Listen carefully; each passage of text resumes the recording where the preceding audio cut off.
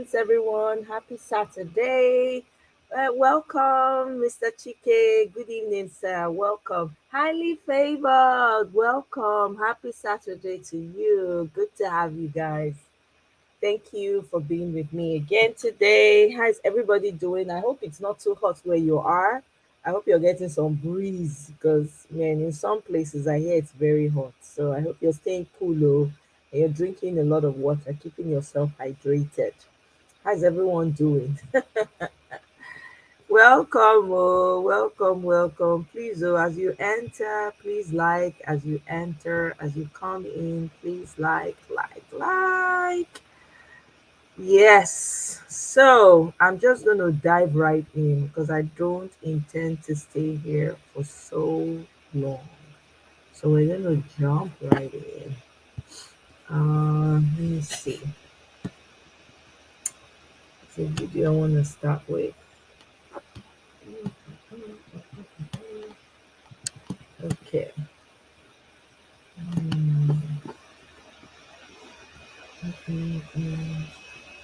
Oh, good. I'm glad you're doing good. Highly favored. That's awesome. That is awesome. All right, let's start with this video right here.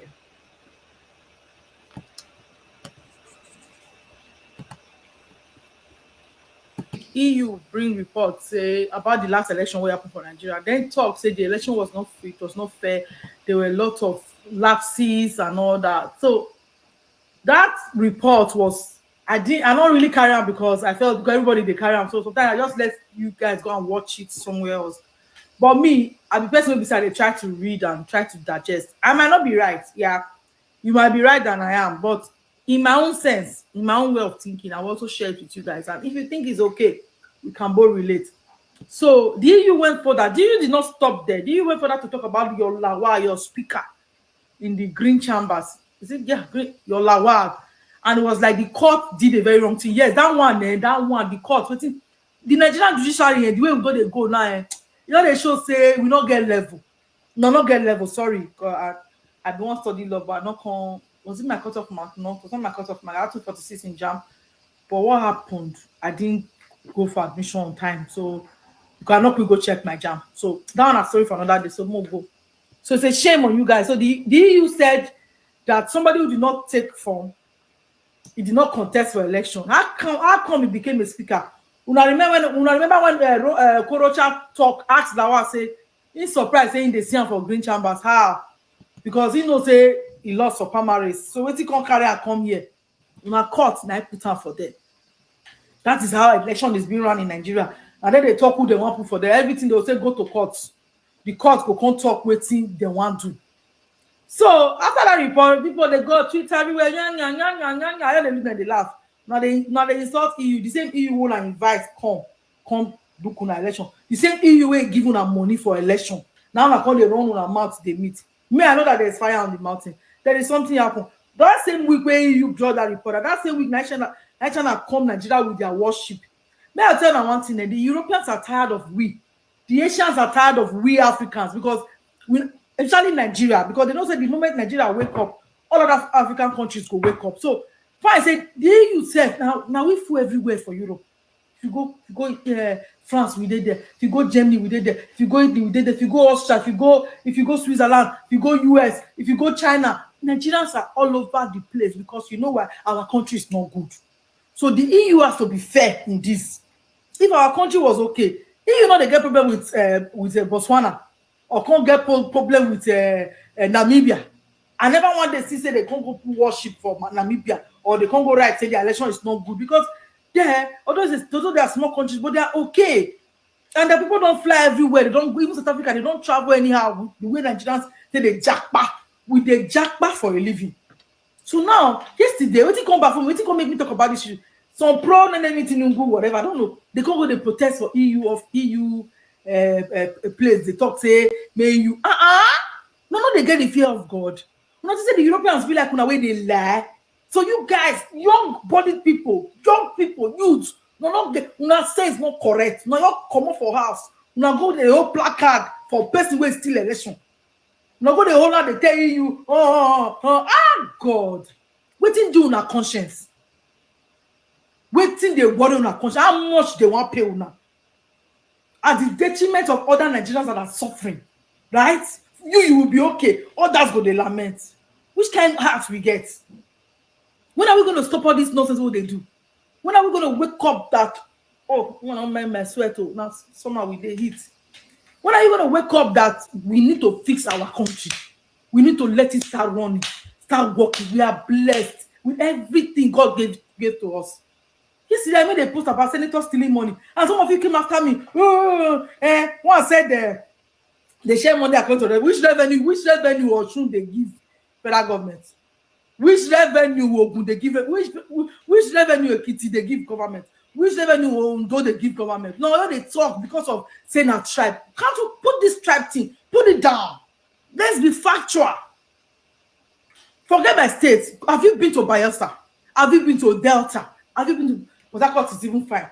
These people where Nigeria is drilling that oil from, the people are suffering. People don't have a conscience. No, not get. So make una own just good. Make una own better. Don't they okay for them like that? When are we going to stop this shit that we do all the time? When are we going to stop it? When?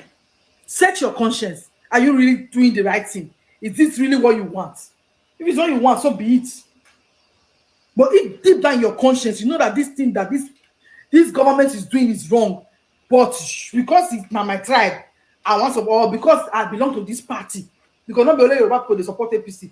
Some people from other state they support APC. Because of saying that APC na my party, I must cover up for them. Set your conscience. Now they talk that one for us. EU not send una papa. As long as now they fund una election, they not send una papa because they are tired of us. They are tired. If not for say democracy, they for don't they drive us come up for their land, because you see your people constituting nuisance that day for London. One woman they shout for bus driver like say she shout for BRT driver for Lagos. They are tired of us. We need to wake up. If you are not ashamed, I'm ashamed.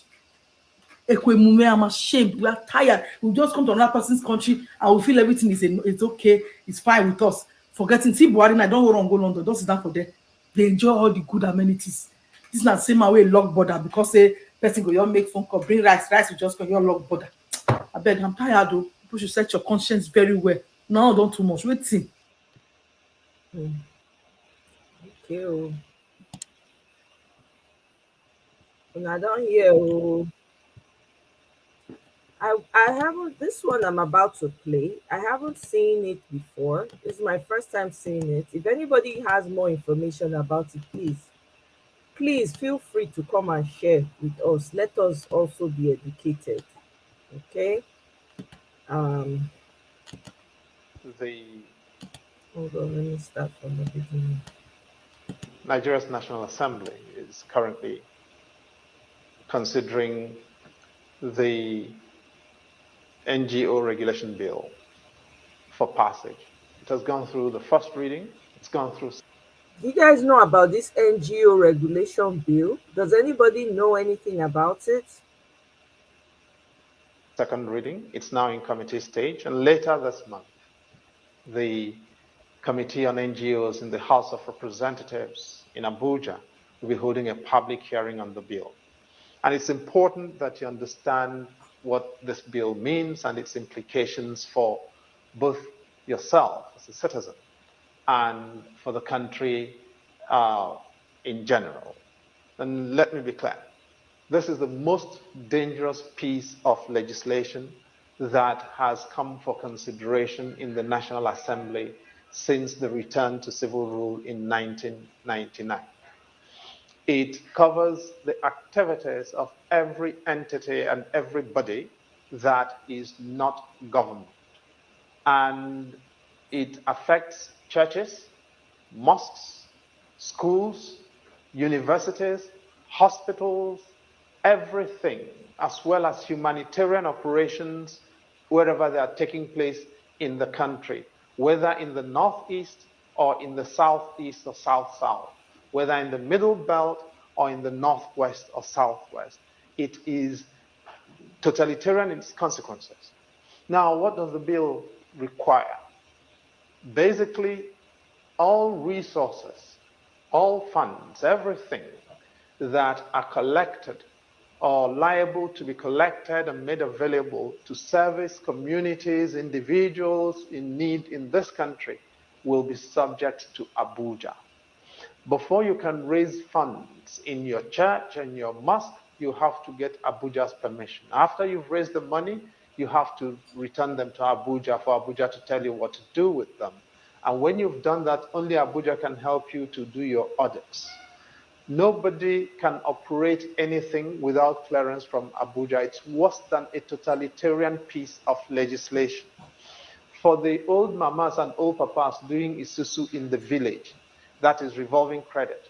Before you do your collections, you come to Abuja for clearance. After you've done your collections, before you share the money or rotate the collections amongst the beneficiaries, you come to Abuja for clearance. Ahmadiyya movement will have to come to Abuja for clearance. NASFAT will come to Abuja to do anything. The mosques that do collections every Friday to support people in their congregations and their communities will all have to account for that money to civil servants who will either tell them what to do with it or collect it and trouser it into their pockets. The churches will be out of business, the mosques will be endangered. This is what the legislators want us to subscribe to. And as a citizen, you've got to understand that this means that there'll be no voice of criticism for government. Nobody can tell government anything. What this body proposes to do, what government is proposing with this bill, is that after it has been passed, everybody organizing in Nigeria under any form, students, All Students Association, Reverend Sisters in convents, Reverend Fathers and pastors, wherever they may be, imams, alfas, and everybody, you will have to apply to Abuja for them to register you to operate. If they agree to register, they can refuse to register you, in which case you cannot do anything. Now, if they agree to register you, however, you will have to only hold that license for 2 years. After those 2 years, you will have to apply for them to renew your license. If they agree at that time to renew your license, you can continue operating for another 2 years. If they don't agree, that license lapses. If you try to do anything without that license, you'll be liable to be imprisoned for 18 months. And if they are sympathetic and agree not to send you to jail, you may be let go with a fine of 500,000 naira. The civil servants will collect this money in the name of the politicians. It will be used to fire up political power that will not be accountable to any one of us. And this is why I'm saying that this is the most dangerous piece of legislation that's been considered in our country to date, in the past 20 years. But you can do something about it. This does not have to be law. This will not be law if you agree that as the citizen, you are the boss. Contact your legislator at the state level, contact your legislator in Abuja, contact your senator and your distinguished senator in your senatorial zone and tell them this will not happen. This is your country too. And unless you fight for it, these people are going to destroy it, not just for you, but for your children and for your grandchildren. And that they don't have a mandate to do. My name is Chidi Anselm Odinkalo. I'm a Nigerian citizen. Yeah, I don't know about this, so anyway, I say make I come play am for everybody. If anybody knows about it, please come and educate us some more, because there's so many things happening in Nigeria. Hey, hey. Mm-hmm. Mm.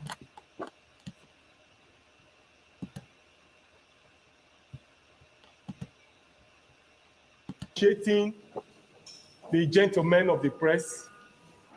Let me appreciate the members of the State Working Committee. Appreciate all the leaders of our party. Want to appreciate all the support group. We want to appreciate the PCC members who are here today. I want to start this address by first appreciating the gentlemen of the press for the immense support that the party have enjoyed. We appreciate your kind words. We appreciate you for all the support that you've given to the Labour Party, to the presidential candidates, and indeed to all the candidates of the Labour Party during the electioneering campaign and during the election itself and after the election. I want to say that our work was made easy because of your contribution and because of your support. There's no gainsaying the fact that the press adequately reported us very, very well, in spite of the fact that we're not having the huge resources, we're not having deep pockets to acquire the press as others will do. But out of your zeal, out of your magnanimity to promote the country, to have a new Nigeria, the press indeed supported us. I want to appreciate you for that, especially given the fact that I'm from Edo State, and most of you report from Edo State. I want to say that I'm grateful to you for what you've done for us. I am in the state. I came into the state since Friday. First, to appreciate the leaders of the party, our party members, for the feats we have achieved during the just concluded general election. I started my journey from my ward, Ward 3, Esa Northeast, where I met with all the leaders of the party and appreciated them for the good job they have done, because in my ward, I won all my elections. I won the presidential election. I did not just win my unit, I won the ward. In the presidential election, I won massively.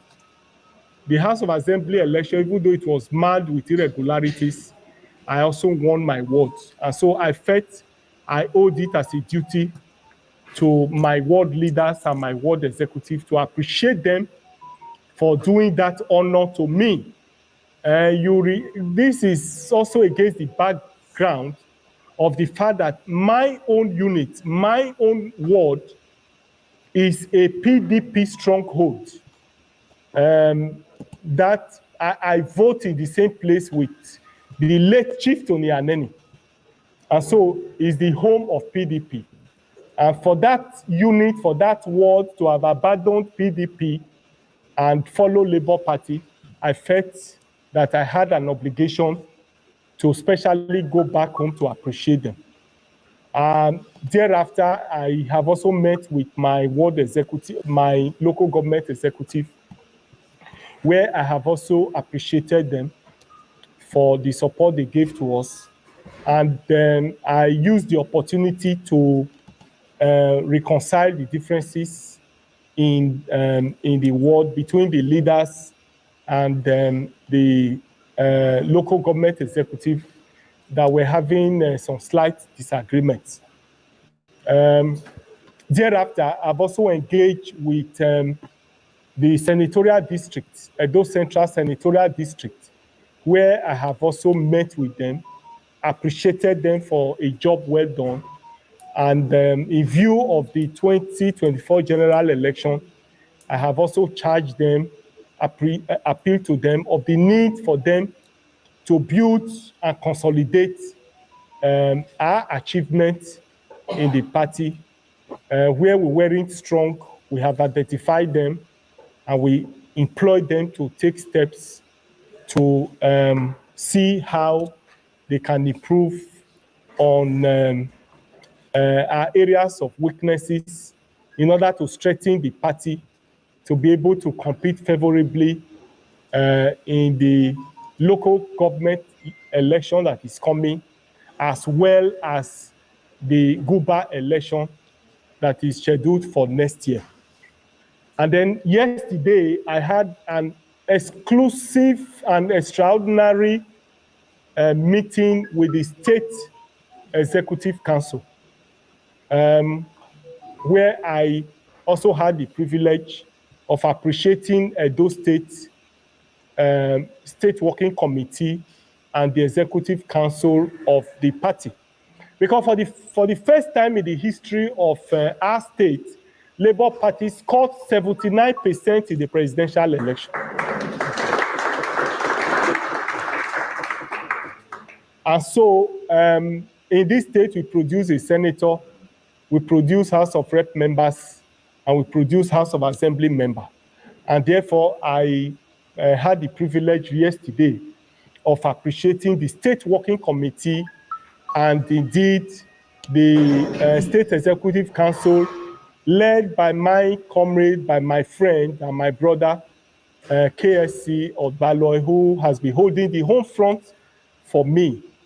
I also had the privilege of also thanking them for remembering me in their prayers through the period of my travels at the national level. They didn't allow me to have crisis at the state level. They supported me. In fact, the state chairman of the party was with me in Abuja, and they became my rallying point, became one of the sources of my strength. And therefore, I felt it was necessary to come and appreciate them. And I did that to the State Working Committee and the National Executive Council yesterday. We also took the opportunity to examine the party with a view to seeing, we did a postmortem of the just concluded general election with a view to planning for the 2024 governorship election. I have tried to reconcile the differences we have in the party. People who had disagreements. We're able to bring some of them together. Where we couldn't agree, we have set up committees to go and look at the issues and resolve them. We have also taken measures of how to bring in more people to join the party. And I want to say here very clearly that the door of the party is open to new members. Those who are dissatisfied with where they are, our doors are open. And I want to make it categorically clear here that I have not endorsed any candidate for next year's election. Good. The Labour Party primaries for next year that will produce the governorship candidate is going to be competitive, is going to be open, is going to be transparent. Our quarrel over the years with PDP and APC is that they lack internal party democracy, which is responsible for production of leaders who lack the pedigree, the competence, the capacity to anchor the affairs of governance, which has landed us in the situation we are in the country today. And therefore, as an emerging political party who believe that we should change the political narrative in the country, we cannot be seen doing the same thing. We must learn from the mistakes of other political parties and be able to improve our operations. Several candidates are emerging in the party, and I want to make it categorically clear that I have not endorsed any candidate. Members of Labour Party, delegates of Labour Party will be the one when the primaries come to choose the person that will be the flag bearer of the party. And so we have decided to walk ahead by looking at our structure where we have defects, especially at the unit level. We have set up committees to look at it. We have also put modalities in place to pursue vigorously membership recruitment and membership drive to the party. The more we have members, the merrier for us. And so our doors are open, the party is open for registration, and we extensively look at that aspect yesterday. It shouldn't be And open then we for all have these put frauds, a though. committee in place, contact and mobilization, that will move around and advance our membership drive in the state. Today, we have also had meetings with the state local government leaders and leaders in the state, because we perceive some seeming disagreements arising from the general election between leaders of the party and the party executive. And I'm happy to announce today that all the differences that we have put them behind us, and we have a united party that will work towards the 2024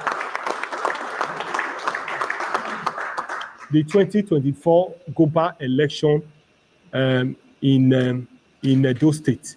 That is the meeting we have just concluded, and I have said that I will be doing 2 weeks in Abuja, I will be doing 2 weeks in Benin, in order to attract more people to the party and to give the party a focus here, proper focus and proper direction in view of the 2024 global election.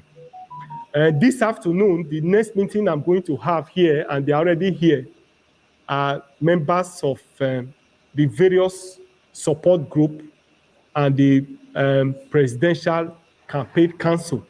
I've not had the privilege of appreciating them for the job they have done for us. And so I probably felt that I needed to call them to also have interface with them. And that would be the conclusion of this, my working visit to Edo State. And I will be returning to Abuja tomorrow to continue with the court cases like you've seen. I must say clearly that we have marshaled out all our evidences in court. And I'm sure that, as you have seen, APC and INEC is struggling.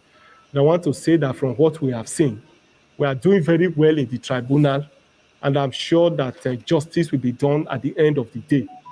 Our stolen mandate, no doubt, we will reclaim it at the level of the courts.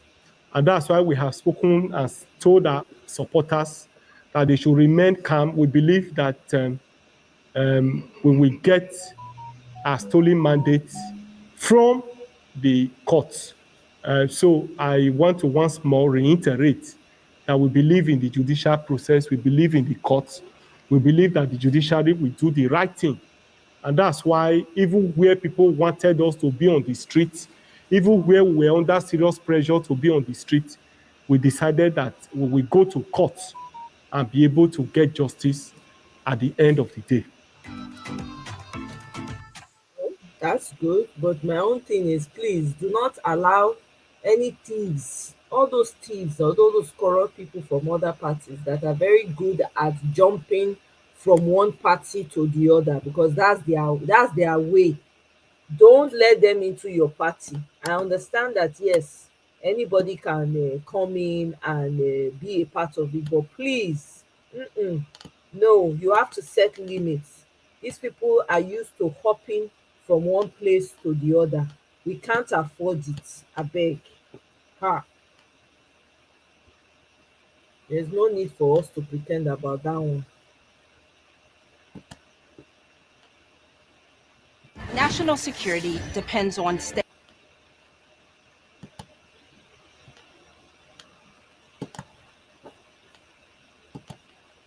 If you're one of those genuinely thinking that Labour Party didn't bring evidence that they won the election to the Presidential Election Petition Tribunal, then you must have missed it. In many episodes of the hearing that we covered, Labour Party brought massive evidence to court. Let's take them one by one. Labour Party tendered certified true copies of Forms EC8As from INEC. These are hard copies that INEC claimed they fell back on. They had to do manual collation since they didn't do upload at the polling unit. Although INEC didn't supply all the copies requested by the Labour Party, despite being under subpoena, but at least they tendered the ones they got from INEC. So that's number one. The second batch of documents are the IREV copies certified by INEC. All the uploads on IREV, including the more than 18,000 polling unit results that are blurred and unreadable. No matter the reason that INEC is giving that prevented them from using IREV copies to do collation, IREV is still recognized by the electoral law. So that is why Labour Party submitted IREV copies. IREV copies should be the same as hard copies. When you pick one polling unit result in a particular area and search for it on the IREV, the result should be exactly the same thing because that result was snapped at the polling unit and uploaded. The third evidence that they submitted to prove that they won the election is the Beavers report. What is the importance of the Beavers report? Beavers report will show overvoting. Beavers machines are used to accredit the voters before they are able to vote. So if the number of voters in a particular polling unit are more than the number of accredited voters, it is simply overvoting. What does the law say in case of overvoting? What should happen? It says that in places where overvoting occurred, that results there must be cancelled. So expect the tribunal to cancel many results in places where they detect overvoting. Like we already analyzed in some videos where we showed overvoting in states like Rivers, Kogi, Plateau, and many others, the APC benefited more than other parties in the places we analyzed. So when those votes are cancelled, they will suffer heavily. They will lose many votes, which might lead to their not making 25% in those states. Yes, when the votes are recalculated after the cancellations, their scores might not be up to the required 25% in many of these states. The fourth evidence that they submitted to prove that they won the election is the statement by one of their witnesses, the professor of mathematics, who made all the calculations and tabulated all their figures and arrived at the fact that Peter Obi won the election. His statements and analysis and tabulation of the results were tendered to the court. They have the information. It is not the fault of the Labour Party that the defendants did not bring any witness to counter what they tendered. Because normally, if someone is making an accusation, made an accusation against you, and you people end up in court, you are supposed to come to court and say, hey, I didn't do what this guy is accusing me of. I'm innocent. You just lay down everything, tell your story, and be proved right. But in this case, INEC didn't do anything. They just called one witness against Labour Party. Tinubu's council called only one witness. APC didn't call any witness. So it is not the fault of the Labour Party that the figures are not known as at now. Granted that the figures that INEC announced has been taken as the official position, but it doesn't negate the fact that the election was rigged, that the process leading to the announcement was in gross violation of the electoral law and their own guidelines. They feel because of that they don't need to defend anything, that they don't even need to submit documents that are required from them, that the burden of proof lies with the petitioner, despite the petitioner serving them subpoena from the same tribunal to tender the documents so that they can prove their case. So it's a mix of many things, impunity and taking advantage of the law. Now, having seen all the evidence that they submitted to prove that Labour Party actually won the presidential election, many might still be thinking, why didn't Labour Party submit their political party copies of the presidential election results? That if they truly have them and it was from there that they calculated the results, why didn't they submit it? Like you already know, the political party copies are the third on the ladder when you're talking about presenting evidence about the election. So that was why they relied on INEC CTCs, although not complete, but the tribunal judges will get a picture of where they are coming from. Now the question arises, where will this evidence lead to? Will the judges just close their eyes and agree with Labour Party based on the statement of the professor that they won the election, without the Labour Party tendering their party agent copies to back up the calculation made by the professor? Will they just allow the results and say, yes, you are the winner, go? It's not straightforward, but let's look at the Beavers report. If the judges are able to verify the Beavers report from INEC themselves, that means overvoting will be proved. They will now cancel the elections in places where there was overvoting. After cancellation, what next? because when you cancel elections in many places, it will affect the number of votes of the candidates. So definitely many people will lose votes. Like already said, APC will lose more votes than others.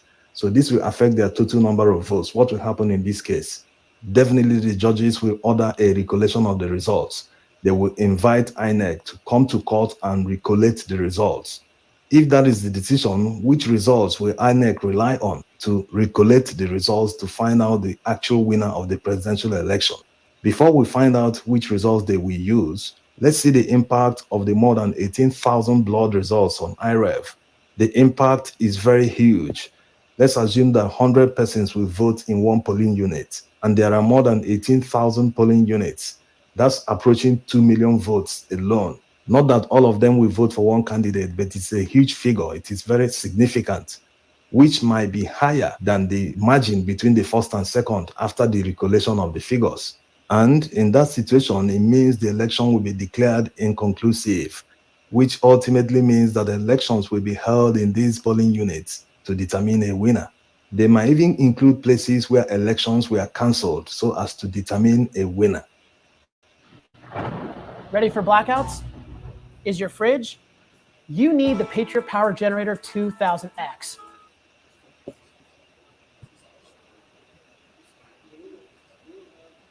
So in terms of determining who won the presidential election at the Presidential Election Tribunal, it seems that the judges will arrive at 3 conclusions, or maybe 4.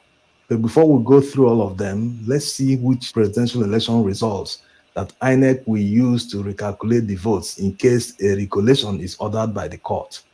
All parties have closed their case, so there's no more room to admit or tender evidence. So that stage has passed. The court will rely on all the evidence before them, the IRF copies and the hard copies tendered by the Labour Party. And since they are the same thing, they will just use the IRF copies to do the collation. In places where they are not available, they will default to the hard copies. So INEC will recollect the results to determine a winner. If they're not able to arrive at a winner, that means there will be a runoff election. Now, let's look at the 4 conclusions the honorable justices at the appeal court may arrive at after looking. Never a runoff. Never. It's so clear. No, they don't have witnesses. Nothing. They have overwhelming evidence. I beg, okay? Never. No rerun. Biko. Looking at the evidence. 1 is outright cancellation. Just like we analyzed in the other video, that going by the evidence before the court, Labour Party and PDP have proved serious non-compliance with the law. And going by the law, the non-compliance substantially affected the outcome of the election. That's number 1. Number 2, order a recollation of the results. The judges might arrive at this after cancelling all the places where there were overvoted. It's a serious possibility. That's number 2. Number 3, declare P2B winner of the presidential election. Number 4, conclude that the petitioners couldn't prove their case. Yes, that's the worst case scenario. All the documents are not complete. All the But they did not CTCs are now. not They have a complete. sufficient. But they know why they chose to go this way. The expertise of the lawyers in P2B's legal team are not in question. They have a lot of experience. So these are the likely outcomes that the judges will arrive at when determining who won the presidential election. This is still different from all the other pleas like disqualification, all the other pleas in their petition. Now, we hope that this will put to rest the insinuation or people questioning why they didn't prove or tender evidence that they won the election. Keep asking your questions. We'll try to answer them in subsequent videos. Thanks for watching. Wow. Yeah. I beg, but we don't want any re-election. We don't want any rerun. Biko, no.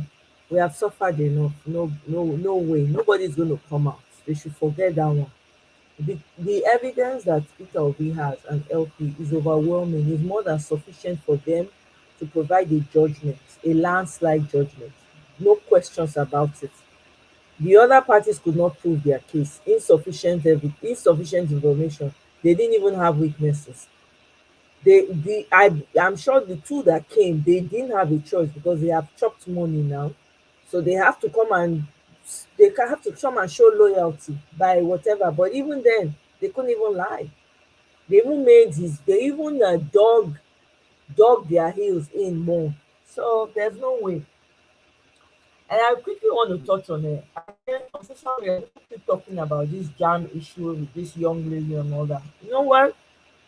The focus we should be having right now is the forger in office, the criminal in office, Agbado. That's where the focus needs to be, not that child. And I do not believe that that girl confessed by herself. I don't. With everything that has played out in Nigeria, I don't believe a word. I don't believe anything that is coming out from Nigeria. Jam off is that one animal came to swallow money. I see people carrying on about it. I said, the people that you should be trending and talking about, Agbado, chief in office, e dey there. That's who needs to be. If this girl can be held accountable, what stops Agbado, the real McCoy, the boss of them? What stops him from being arrested? That is where the focus should be, not that young girl, abeg. And I do not believe that she confessed to anything. I greatly, I doubt it greatly. They're probably lying on her. They probably, even if she did, they probably forced her to. She's a child. What does she know? They forced her to. They want to change the subject. No, we're not changing the subject. What's on ground is for Agbado to be disqualified. He doesn't qualify to be in that office.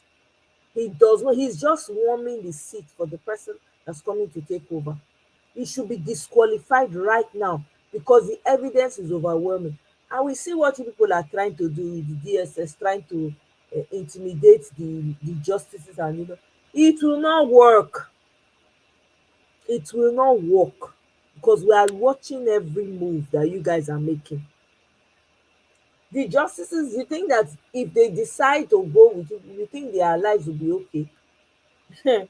Abeg o, justice, you know what to do. Me, I'm not here to beg any justice. If you like, do what you're supposed to do. If you like, don't. Your children live there. You have family. So, hey, everybody, go touch everybody now. You go touch everybody. It is in your hand, though, whether we get Nigeria right or not. It is in your hand, judiciary. Do the needful. This is the time for you to prove yourselves now. This is the time for you to deliver yourself, from the mess that your fellow politicians have created. This is the time. If you want your judiciary to stand tall, this is the time. You cannot you can't buckle under this one. Oh. So if you don't have liver, any of the justices that don't have liver, please go and borrow. We, the people, we are behind you. We are behind you people to do the right thing. To do the right thing. Okay? So me, I'm not here to beg you people. You guys, you already know you are from Nigeria. If you think that it's going to be business as usual, it is not going to be business as usual. Justices of the Supreme Court, it will not. Everybody's eyes are on you. Our eyes are shining like globe. They are shining like owl eye. All of us get owl eye now. Dey look una. Me no dey beg una. If una like una do the needful. If una no like make una let one man continue to put una in chain. All of una go down together. Simple and short.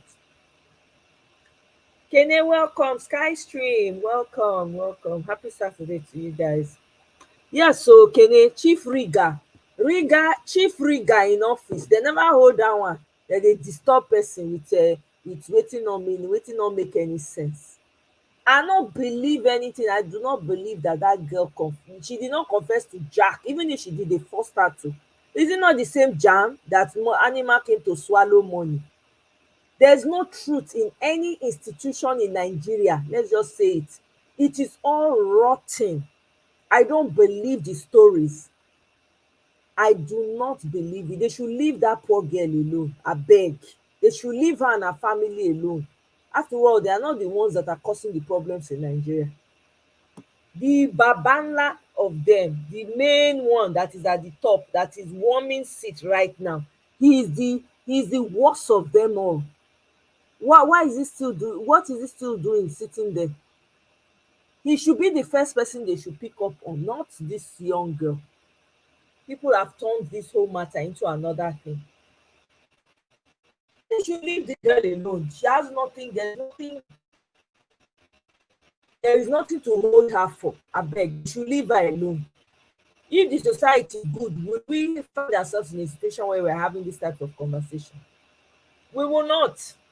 Abeg, make una rest. Wetin una suppose to dey focus on, I no go focus on am.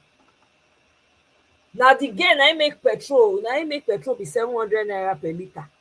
Na the girl make am. Na im make dollar be almost 1,000, if not 1,000 right now. Na she make am. Instead una go focus on the baba of the thieves when una fraudulent organisation put for there, una dey disturb person ear with all manner of conspiracy theories. People that are supposed to be paid, una supposed to be parents, una get children for house now, that una dey drag small girl. The one una suppose drag, una no go drag. Shameless people.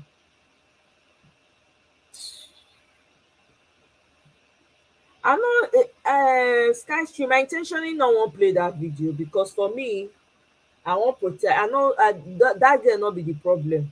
I dey protect her interest too and her face, so I no go bring the video, I no dey play am.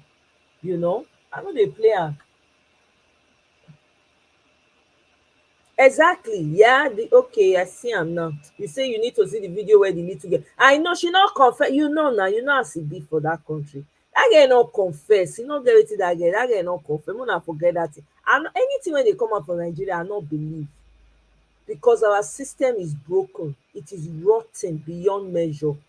Those people, jam fit dey lie for the girl head, lie, so that they go fit justify all the rubbish wey dem don write about the girl. They go lie, even if, okay, you ban now say na person from within that office na im cause this problem, you go shock say na one of them. They intentionally do am just to cause some type of distraction. Abeg, make dem leave that girl, nothing dey happen. Make dem focus on the thief in office. Na the person wey dem suppose to dey drag like nama meat be that. No be, make dem leave the girl alone. Abeg, her future is bright. They should leave her alone. Exactly, he should be arrested. The one wey dem get, na the small people na dem dey fit flex their power on. The ones wey dem suppose flex power over, dem no go flex power. Na the ones wey dem know say dem fit take advantage of. The ones wey dem know say okay, dem no too get like that. Nigerians and fraudulent institution, everything is taken over by cankerworm. Everything is rotten. Judiciary rotten, e dey smell.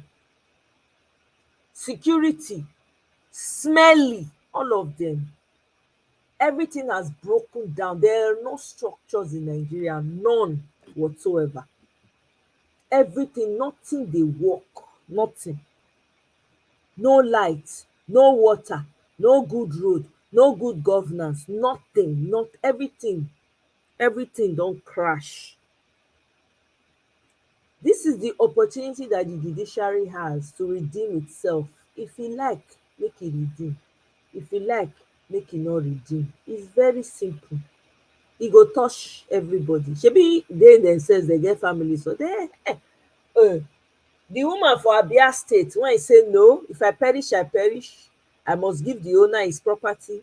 That woman got, I sure say all the gifts that she has gotten in her life, she never ever received am before. Look at the love people are showing her just from one single simple act wey be say suppose normal for everybody. Look at all the support that woman is getting. Judiciary want us say dem no see that one. E no matter how much money dem wan give judiciary, all the justices right now, no amount of money should make them even start to think, oh, they should be on the side of the people, because the people are behind them, rock solid. If they do the right thing, if they do the right thing, if they don't do the right thing, there's no escape. The handwriting is already on the wall, so it's not like I'm coming here to say something that's not already obvious. The handwriting is on the wall. So if I were the judiciary, you see that woman, she's being loved on. You want to talk now, they refer to her. Anybody that has to, anything that has to do with honesty now, they refer to that woman in Abia State. They like make dem no do the right thing, but judiciary, we dey una back o. We dey una back if una do the right thing. That's it. Una know the right thing to do. Na Peter Obi na im win this election. Everybody know. Even the blind knows. Okay? So, and there's no, please, no, we no wan hear rerun. Una know how much petrol be. People no dey fit feed their families anymore. E don worse pass before. So I know say maybe dem dey give una free fuel because free petrol but a lot of people cannot afford petrol. 700 per litre. People no dey fill their tank again. In fact, na 1/3 of their tank na dem dey fill. So if una like o, Mr. King, hello. I can't hear you. You're on mute.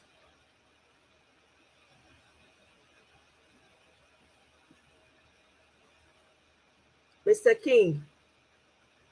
Okay. Well, I can't hear you. If you can hear me, you're on mute. I can't hear you. Yes, can you hear me now? Your voice is very low. Okay, all right, all right. Can you hear me now? Yeah, it's better, slightly better. Hi, welcome. Happy Saturday. Hello. All right. Can you hear me now again? Yes, I can hear you. Go ahead. Okay, all right, all right, all right. Okay. Can you just give me 2 minutes? Yeah, 2 minutes. go ahead. Continue. Let me do something now. Just 2 minutes. I'll come back. Oh, okay. All right, no worries. Come back. So yeah, if they like, they should not do the right thing. Honestly. Uh yeah, Ejiofor, welcome, Ejiofor. The best strategy to make the judiciary do the right thing is to threaten the powers that. Yeah, of course. It's inevitable. It's a revolution. If they don't see, look, there's no easy way out right now. There is an easy way out. Judiciary do the right thing. What do you see? If it quacks like a duck, it's a duck, right?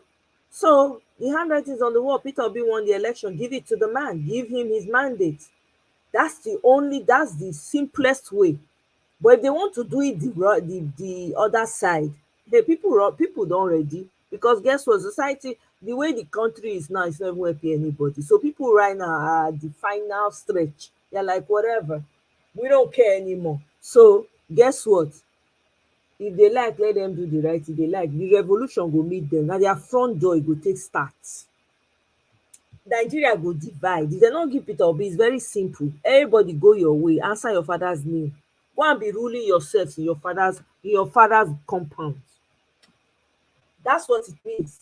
If they no give us this mandate, that's the way it is going. It's not a threat, it's just there. It's obvious. The day too, they can smell the coffee. All that one they do na gra gra. They are just doing gra gra. They themselves know within them that this thing is going in a different direction. People are waking up to it every day. Nothing is working in that country. Nothing. There is a total collapse where you have politicians that don't care, increase in everything just because they want to be able to enrich themselves and their friends. It can't work now. You can only do that for so long. It cannot work. The country will break up. It's inevitable. If Peter Obi does not get his mandate, everybody to your tent to Israel, everybody enter their papa house, go dey rule each other. We are done. This coming together did not profit anybody but a few. We are done. Let the north go, let the Fulani go and be ruling themselves. Okay? Middle belt, find yourself. You people should come to your self-realization. Everybody, let them find their way. Anybody that wants to break out from their own smaller groups, they can. It's simple. Everybody find their way. Because that country, everything is broken. Everything.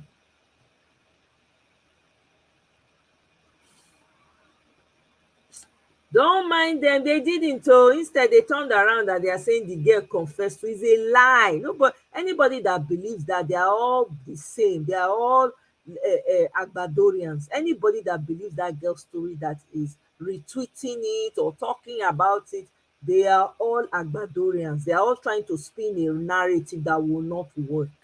That girl to me did nothing. The problem is with the institutions. JAMB has failed the people, its students. That's what it means.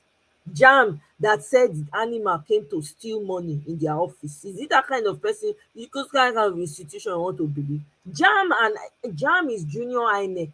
Junior INEC. They are learning from their senior brothers. Abeg, make dem go sit down.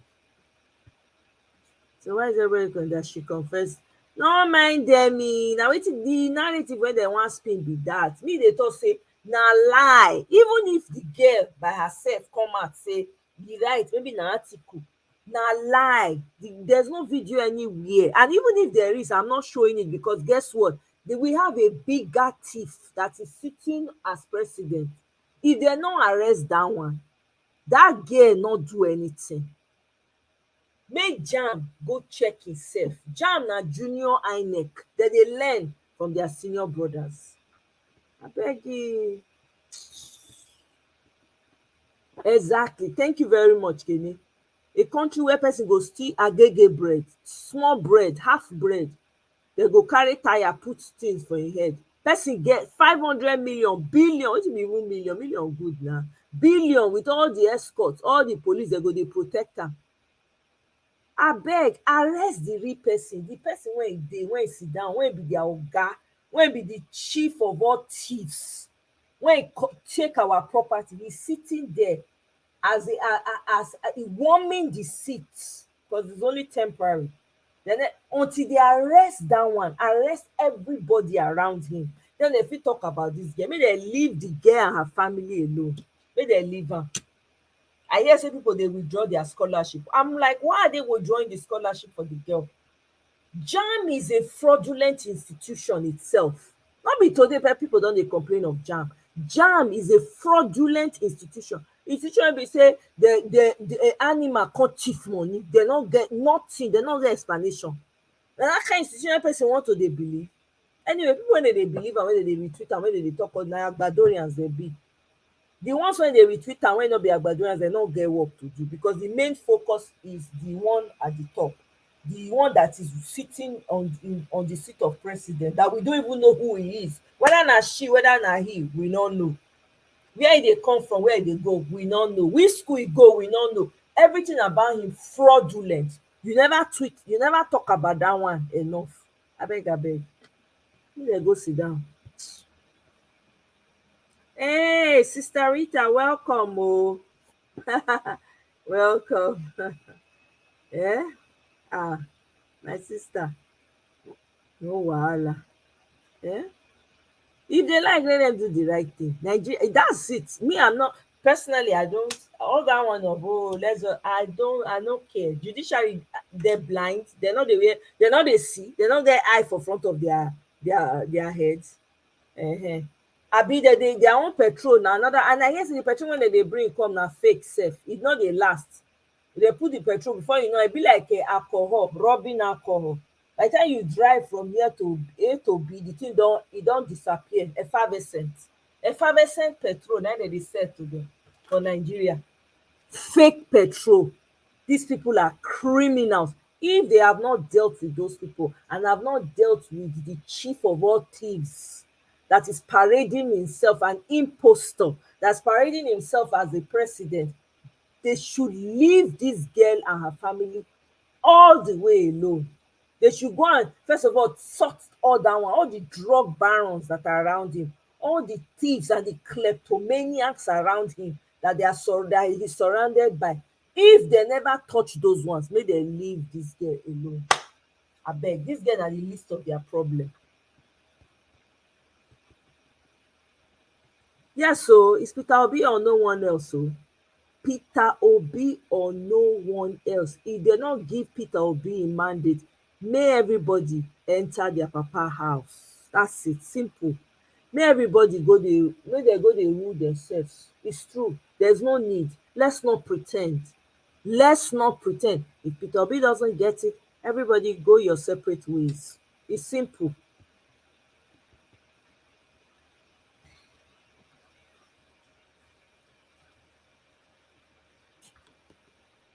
Ah, exactly, exactly. Eh? Absolutely. I'm telling you, that they come out, they make noise, they talk, say the girl came to apologize for what? The girl came to confess. Where is the video that the girl, and even if she did, is that the matter now? Is that what is affecting the price of garri in the market? Is that what is making petrol expensive at the gas station? Eh? Is that why the roads are not fixed? The commander-in-chief that is sitting there, they never arrest am and all im hoodlums when e get around am na dis small girl. Wetin she know, who she sabi? If even from the way she speak, you know she's an intelligent girl. She even get sense pass all dis ones wey dem dey parade themselves as officials, as rep members.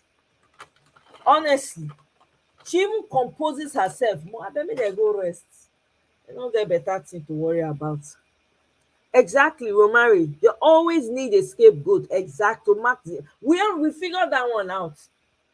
Always looking for a scapegoat. They just use that girl story now. They just lashed onto it like, oh, we're not going to leave this alone. What did the girl do? What did she do? Abeg, the thief wey sit down for there when they rob them blind, they never fit focus on, and all the urchins around them, all the people when they surround Agbado, fraudulent people, the ones wey dey disbar for stealing clients money, people that are involved in drugs, people that are involved in oluwole, all manner of things. So thugs, hoodlums, thieves, drug addicts, drug barons, they've not arrested those ones. It's the one that they're trying to they're trying to spin a narrative about and turn it into another thing that is not, that they are focusing on. Jobless people, oh my god. It's not going to work this time around. Abeg, we don't have time for it. They should go and sit somewhere. They should go and this is what everybody should pay attention to. Nobody should be talking about that girl story, because that girl story is irrelevant. We don't need it. What we should be focusing on is for Tinubu to be disqualified. Disqualification, that's what he needs to be. That's what needs to happen to him. Because that seat is not his own. He just came to come and thief money so that he can make up for all the money he's. Who send that message? Na you make am go dey bribe. He carry 300 billion give INEC chairman. Till today INEC never fit explain to us how they take come up with the numbers when they take vote Agbado in. How? Where did the numbers come from? They've not been able to explain it. Don't you find that suspicious? Eh? Don't you find that suspicious? Till today, they can't explain how. Abeg, all these people. There's no need though.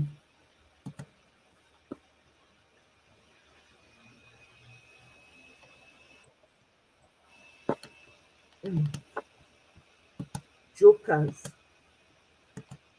Let me play one more video for you guys and I'll call it a day. Just wanted to touch on this really quickly. I don't intend to stay here too long.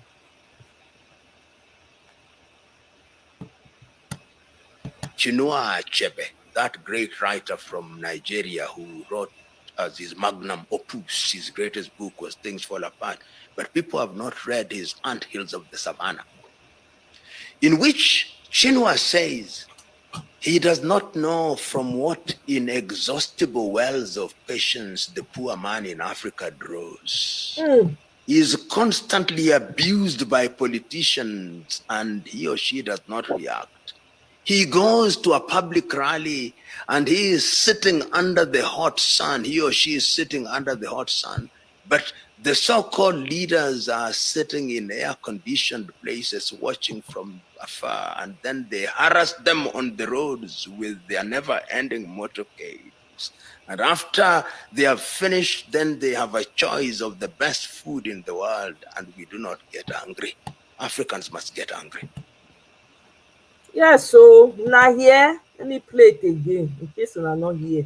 Chinua Achebe, that great writer from Nigeria who wrote his magnum opus, his greatest book was Things Fall Apart, but people have not read his Ant Hills of the Savannah, in which Chinua says he does not know from what inexhaustible wells of patience the poor man in Africa draws. He is constantly abused by politicians and he or she does not react. He goes to a public rally and he is sitting under the hot sun. He or she is sitting under the hot sun. But the so-called leaders are sitting in air-conditioned places watching from afar, and then they harass them on the roads with their never-ending motorcades. And after they have finished, then they have a choice of the best food in the world, and we do not get angry. Africans must get angry. Una here, not be me talk am. When I not say we come here, we are not for play. It's getting real. It's getting real every day. We can't continue like this. I have one more video that I want to share with you, share with you guys. I'm sure a lot of you have already seen this, but just for the heck of it, let me just show it to you here. Guys, I was in the filling station and they asked me, do I want to do fill up? I said never. They should never try it in their life again. And this is me that used to do fill up before. But this man here told me something that I can't get my mind over. You talk something, guy. You talk something which shocked me. You say somebody carry bulletproof car here come yesterday. Yes, sir. Carry bulletproof car. I said, sir, fill up, sir. He said, no. Open the door. I said, 40,000. It's okay for me. Shaking at your mate. Somebody when we drive bulletproof car, don't we do fill up, abi? So even the 40,000 no full out. The 40,000 no full out. But he said make you no try. And that 40,000 like half tank. So with the bulletproof car. He opened the door. He said, fill up, sir. He said, no. They say, oh, you know the what's happening now? What's happening? He say make you know. No, he said, no. He said make you know fill up. 40,000 naira. My God, 40,000 naira is okay. Oh, big man said, no. Even billionaire self, I'm telling you. so person when we buy car of over 200, 300 million bulletproof car, you know if you fill up in tank. Oh yeah. I am the student. Big man, I am the big man. Talk again. Is it a filling station that they know big man? I am the big man. This people are hot. Yacht. It shock everybody. You shock where? Fill up, sir. Say what? He said, okay, give me for 10,000. You can't say when I tell you, say, anybody will buy fill up na thief. You see, I not lie. Say anybody will buy fill up na thief for this Nigeria. Na barao. So even person wey I see that thing, it boss my mind. Person wey drive bulletproof car come. You know, shaking on your mates.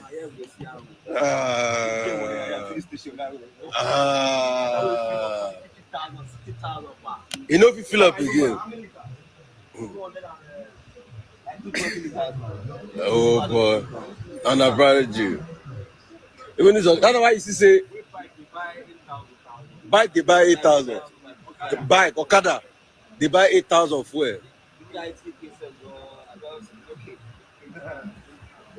But why you can't whine me say shame me I won't fill up me? You dey whine me now. I beg no they talk that thing. I know they steal money now.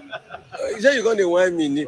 If person wey drive bulletproof car come, me where I just drive tertiary car come, when my car no be even better car, the wheel balance is no good of my car and everything. You gonna whine me say I be senior man. I will put 10,000. Me I do transfer. I not get past 10. I never fill up since scarcity starts. Fill up now your mates. Fill up now your mates. Hey, you don't reach like that, though. You don't reach like that.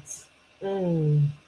Dr. Paul, oh, Madam Rita, she might be busy. It's Saturday, kind of chill day for a lot of people. So I'm sure if she has any contributions, she'll come in. I know Madam Rita is fire, fire. I love her. Everybody loves her. So, Mr. King, welcome back. Oh, Yeah, so can you hear me are now? you ready for us now? Yeah. Yeah, I'm ready for you guys. Okay. Yeah, we can hear you. You can talk. Okay, all right. Okay, all right. Yeah, yeah. You, you know, we're talking about this election about the tribunal and all those ones. Do you think the judges will declare Peter Obi a winner? Because the way this guy Jagaban is going, he doesn't even care about the tribunal, even the judges. He's doing his own thing, just like that. He just continue doing his own business and all those ones. So I don't know what the outcome gonna be like,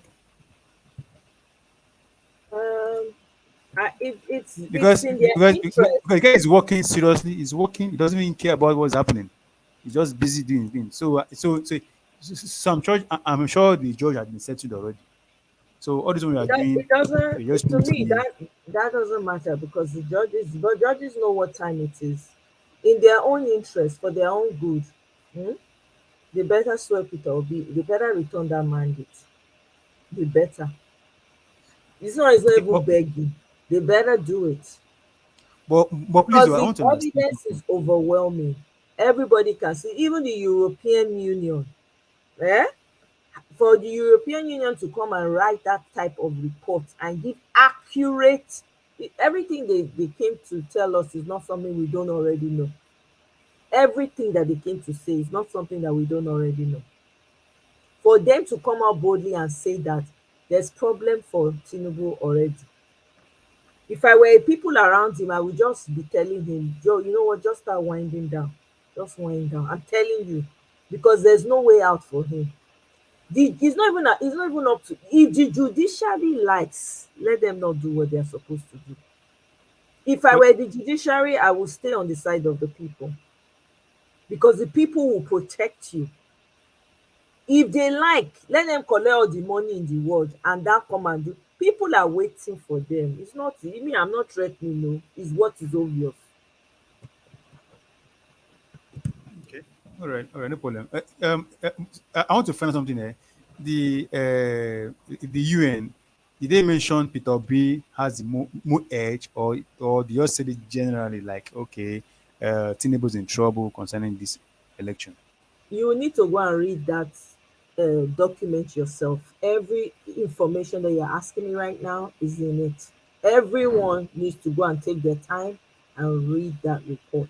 It's a very specific and very detailed report.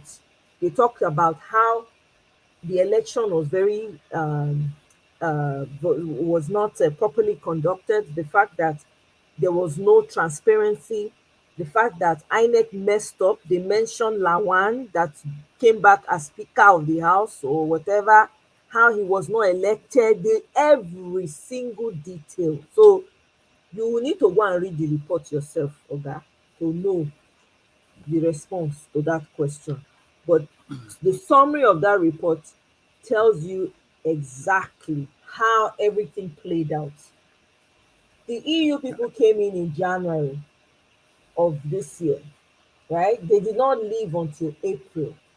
So they were monitoring everything prior to the election, even to the adverts, the number of adverts, uh,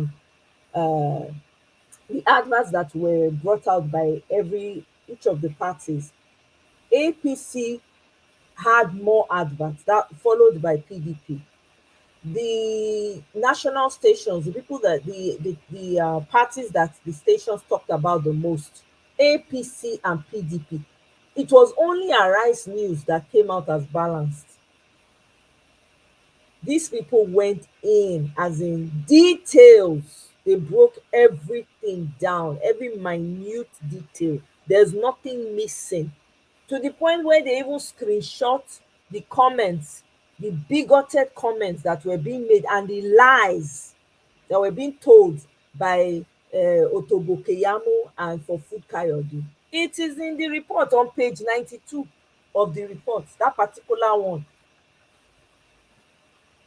So it's not they even have graphs to show you Okay. the number of social media platforms that sprung up during the election for each of the parties. They had the numbers. They had the number of social media platforms that came up during this election. The number of voters, they had the numbers. Number of people that came out to vote, the kind of difficulties people experience, the maiming, the unaliving of everything was detailed. Okay. All right, no problem. I want to ask a question because we mentioned the so much, as if he won the election. Forgetting that he was third position, and we have Atiku, which he is his second position. So are you saying from you? I'm trying to be neutral here. Are you saying that even the North supported Peter Obi, like the way the South and Southeast, because for Peter Obi to win, he needs to win the North very well. He need to, Oga, because I for don't the know. Are you North, do you live in because Nigeria? Do you live in I live in Nigeria? Nigeria. I live in Okay. Nigeria. So clearly, are you a PDP pro? What party are you No, did you no, vote no. for? We see here. I mean, most of the PDP members they voted for Which Labour party Party. are you? PDP, APC, or LP? Which one, please, before I talk? Which one you did? I vote for Labour Party. I'm in PDP. I vote for Labour Party. You are in Labour PDP, you Party vote for is Labour Party. Did you see Labour. everything that was going on in Labour, Nigeria? relax. Labour Party just came in. Most people that voted for Labour Party are all in PDP. You didn't you last election? Did you vote for? I'm sure you were in PDP I 2019. have Most never of no ever most of no voted in most of any election in Nigeria in oh, my life okay, before. but you know that most of the people in PDP voted for Labour Party. So What are you talking even the about, South. Oga? You say you're in PDP, you voted for LP. Okay, I'll take that. So that means that Yes, now, where no. What did I'm you saying is no, Oga? no. Relax first. Like what I'm saying that even for the Southeast, Southeast is PDP. Is PDP brought up? Most of them voted for Labour Party. That's why I'm saying that most of So what is majority your of point? I don't understand. What's your no can you no just no what what exactly my is your point question and my what are you point driving my at? see my point is Labour Party won in Southeast, South, and part of Southwest. So now for you to win election, that means you have to get more votes in the North. So that's what I'm asking. Did he really get? Did he? Did the North voted for Peter Obi like 50%? Because if the North vote for 50%, vote for PDP, vote for Peter Obi at least 40%, I'm sure he win the election. Okay, so sir, that means That's what I'm trying to clearly, say. wait, 1 second. You've spoken, I've given you enough Yeah, time. yeah, So yeah, no worries. clearly, what you're trying to say, that means that you're not aware that are you aware that Labour Party got 25% in Abuja? Let's start from there. Yes, very well. Yeah, very Okay. well. Are Yes. you also let me tell you, are you also aware in Plateau State, in Adamawa, which state does the boo boo comes from? Your boo boo. Who is Boo Boo? Buhari, where does it come from? I don't even know. Is it that I don't know? I In don't know. almost all the interior of the north, Labour Party won with a landslide. Go and read that document, that report by the EU, and then go and dig up more information. You will see, because I'm not about to come and spend my Yeah. time trying to lecture you, no, Oga. If you were part of this process, then you will know that yes, indeed, because it is clear to every single person, apart from the Agbadorians and the Mikanos that want to keep their blinders on. Labour Party, even the Northerners are coming out and saying Labour Party won in their wards. There's a particular state where there's a particular market that where Labour Party won because they were angry that Labour Party won in that party. They touched it. They put matches for the thing come down because they did not want they felt it was an insult to them. Yes, Labour Party won landslide in the north, and it's the Northerners that are saying it. It's not even made up. Okay. Okay. Because for the North, because I'm surprised that the North didn't vote for Shatima, Shatima or Atiku, because those people came from the North. That's why I'm It saying that doesn't okay, matter whether they came from the north or not. The north has been the one suffering the the banditry whole and the thing bandit. terrorism the most. Don't you live in Nigeria? You know they hear all the things when they happen for that side. That is why they voted with a landslide. You forget that the VP was from the north. You forget the man has influence in the north. People are living in IDP camps as opposed to living in their homes. They can't live in their communities anymore. So they voted with a landslide for Peter Obi. Every aspect of Nigeria, north, south, east, west, voted for Peter Obi. Is it not Shetima that made those 300 girls allegedly disappear? Till today, they don't come back complete. Please, if you live in Nigeria, be aware of what's going on around you. Because I shouldn't be the one telling you. I don't live in the ground on the ground. But how come I have so much? You should be giving me information. Say, yes, so this was how we saw it. It was on. Everybody had videos of stuff that was happening on the ground, putting it all over social media. How people were maimed. Somebody's eyes was Yeah, almost gouged out because she went to okay, vote. yeah. Okay, I monitor the election very well, but Are you sure, Oga? Because let from me the way you are let me say, talking, I don't so understand. It seems let like me you're let, here let me explain. to No, hold let talk. me Wait one no, second, no, sir. One all right. second. It seemed like you came here to hold talk for PDP. That's what it No, seems no, it's sounds not. like. It's not about no. It's not about PDP. It's not about this, because most of us, most of most of even Peter Obi was in PDP. Most of the people in PDP voted for Labour Party because we That's needed a old change. gist. That's old gist. Say Yeah. say No, that something else. no. You just Those gave me people know you they just believe asked in me, the yes now, capacity of the Peter capacity Obi. of That's which why they voted for him. So that's that old is gist. why We'll talk about another thing. that is why I Every voted normal for. person suppose vote for Peter Obi. That's the truth. Oh yeah, go. What else do you want to say apart from that? Sure. No, well, because what I want to you see, what I want to say is the election, Peter Obi had a big vote in a big edge in southeast, which is almost 90 something percent. Then the south at least it got like maybe 70% or 70 to 60% thereabout. When it comes to the east, he won Lagos. He won like two states in the southwest. Then when it comes to the north That is aspect, not correct. That means you did not monitor that. You did not monitor the election, Oga. Please don't say anything. You are giving out false information. It is not two states that Peter Obi won. Again, no, I will no, bet I no said one. Lagos, Excuse me, sir. Lagos Excuse was me, two Mr. states. King. Excuse me. You are giving out false information. If you claim that you're on ground in Nigeria and you know how the election will, you will not be saying this. How can you come here and tell me that he won in Lagos and he won two other states? Are you kidding me?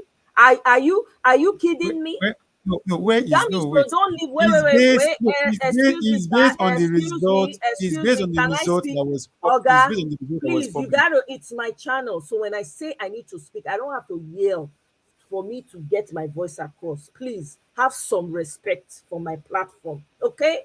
What you're giving out is wrong information. You're here in your soapbox. Clearly, you're for PDP, or maybe you're not. I don't know. But clearly, you're taking a side, but you don't want to come out as taking a full side. Whether you like it or not, Peter Obi won in every aspect of Nigeria. He won in the West. All the states in the West, the people that voted for Agbado are the ones that collect money from him, and the ones that he gave 2k and collected their PVC to vote for. We know that. Mikano did not stand a chance in the West, in the South, in the Southeast, even in the North. He did not. So please, don't come here and spin a narrative. Okay? So if you don't have anything else to say, because right now our focus is on the judiciary, for the judiciary to give back to Peter Obi the mandate that we, majority of us, gave to him. Anything else is a distraction for me. So I'm not going to be going back and forth with you, with Mikano, whether PDP, how many states, how did it not. That's already water under the bridge. It is evident, it is clear. The court case has proved it beyond a reasonable doubt, with the loads of evidence that was staring them in the faces. So, hello, there's nothing else to say. If it's not about the judiciary, it's not about disqualifying Agbado right now. Because even the court case, it's a clear win, Peter Obi. All that one of, who came second? Which second he come? Abeg, Oga, please. If it doesn't have anything to do with disqualifying Agbado and eyes on the judiciary, I don't want to. There's nothing to talk about here. It is self-evident.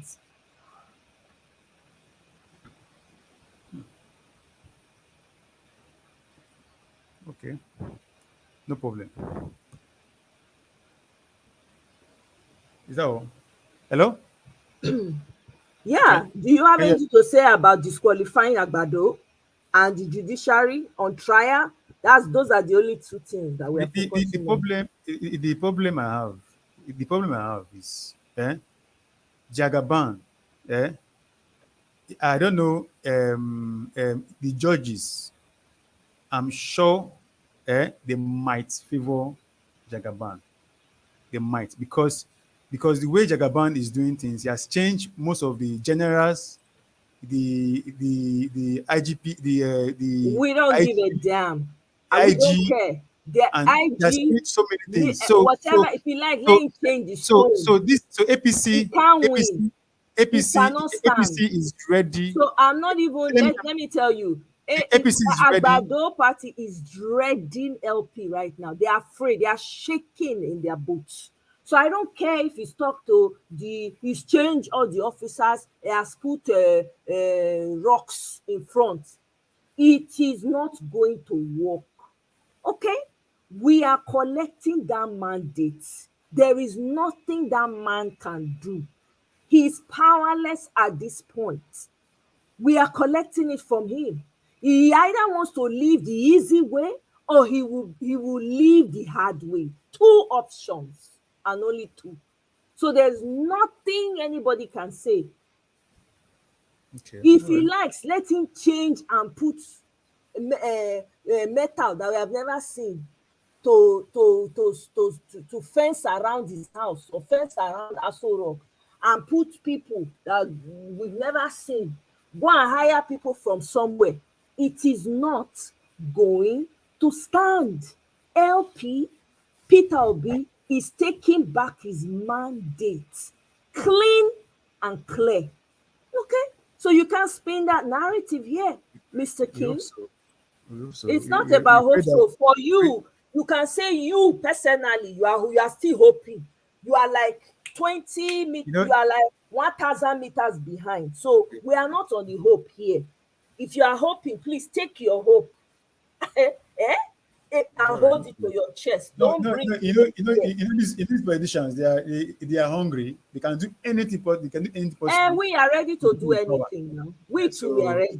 How about that? So it's match energy for energy. Mr. right, Black thanks for Panther, welcome. Oh. How much yet? Good day, man. Welcome, How's sir. everything? I'm fine, thank you. Good to Yeah, have thank you. you for Thank you for a very good thing you are doing. Thank you. God strengthen you and keep you well. I decided to come in because of what Mr. King is saying. He just saying it flip and flip. I just want to ask him, are you in Nigeria, sir? Mr. King? Yeah, yes, I'm in Nigeria. Yeah, in Nigeria. How much are you buying gas? Gas is very expensive. It's very expensive. You cannot fill your tank, isn't it? No, yeah. Hello. Can you fill your tank to halfway? For where now? Where want to the? Okay. Okay. How many cars can you count now that you are seeing the whole issue now? You can easily go to the street and count how many cars that are moving, isn't it? They don't even put AC safe. Okay, God bless you. You see, when were you in Nigeria when this military man was in power, Babangida? Sorry? Where did you see when Babangida? Were you in Nigeria when Babangida was ruling? Of course, yes, very well. Okay, thank Babangida, you. Yes. What was the mindset of people was that Babangida will never leave power. He will never leave power. What happened? Did he not leave power? Yeah, of course, he left power. Okay, thank you. That's what I want to know. This. Then let me just start from the presidency. I want to thank everybody, all the listener everywhere around the world, and for us to really pass on the good information. People come in, Nigerians. I don't know what is happening. They come in, they said Agbado will never leave power. He's putting military. What does putting military or resigning military heads? What does he? How does that make him so tough? And if they see the judiciary say get out of Aso Rock, he will say he will not leave. What kind of mindset are people having? Do you know what it takes to fight the military to a standstill? Who is Tinubu Abi? What's his name, Agbado? Who is he? That he will say he will not leave power. And who told you that the judiciary we just opened their eye point blank and said they should allow him to stay? Do you watch what was going on in the court case? Do you know the kind of evidence that is against him? Do you know that he lied on that page? He committed perjury? Do you know that he has a fake certificate? He brought in NY certificate that was fake. Do you know it was confirmed by the majority leader in the House of Senate that the money that was touched out of his account in America was for illegal trafficking of drugs, cocaine in America? Do you know that the Beavers was switched off by INEC? If you are following the case, you will not come out here and tell Nigerians, oh, I don't think he's going to come out. He's changing military guard.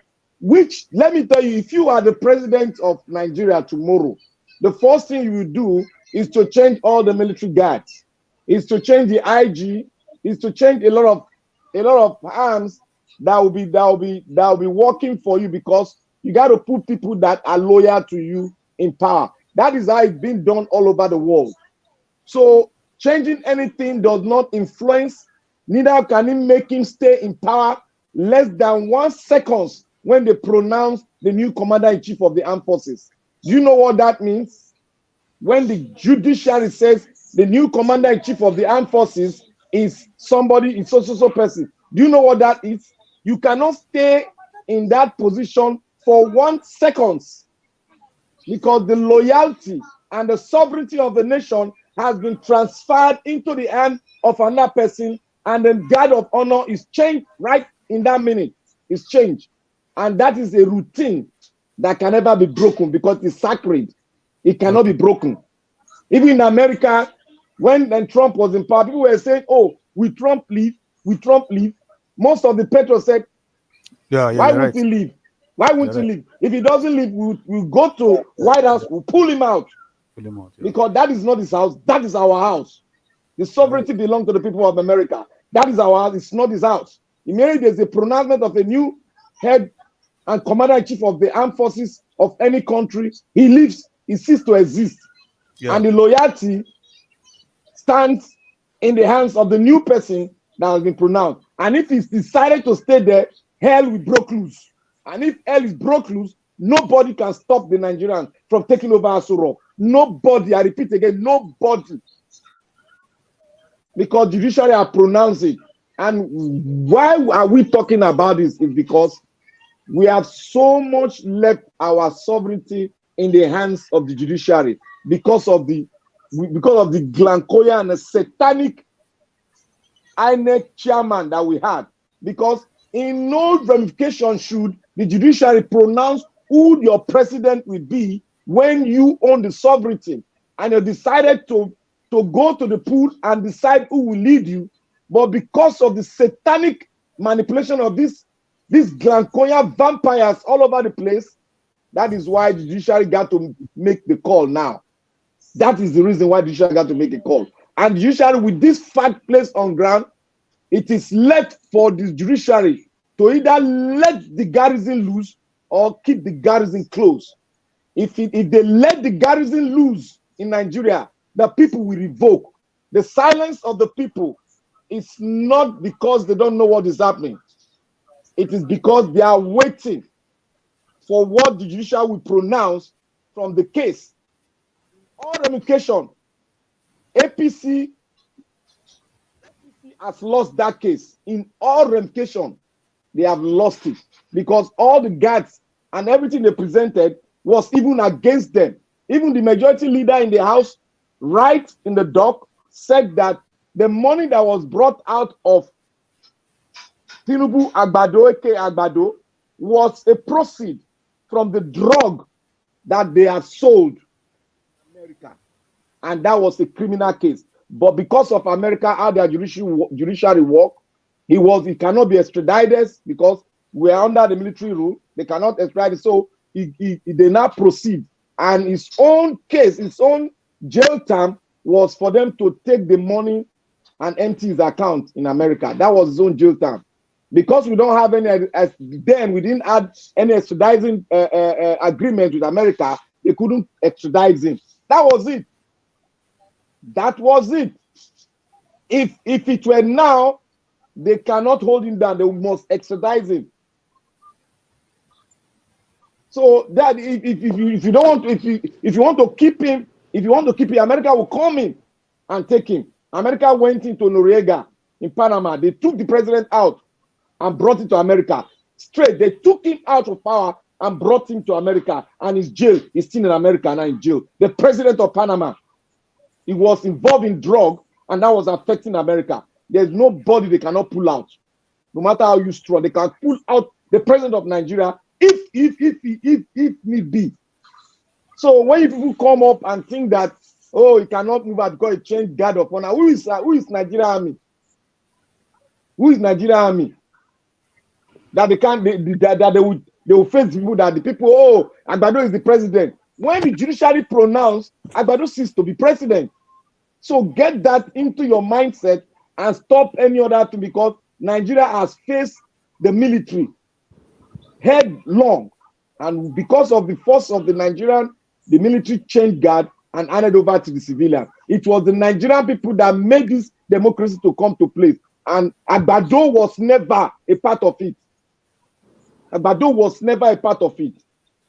So any of you come here, please have that mindset of positive. We have come a long way. The obedient have come a long way. You said 2 or 3 of us are gathering in room, typing and talking. 2 or 3 of us are typing and talking. We took Lagos State.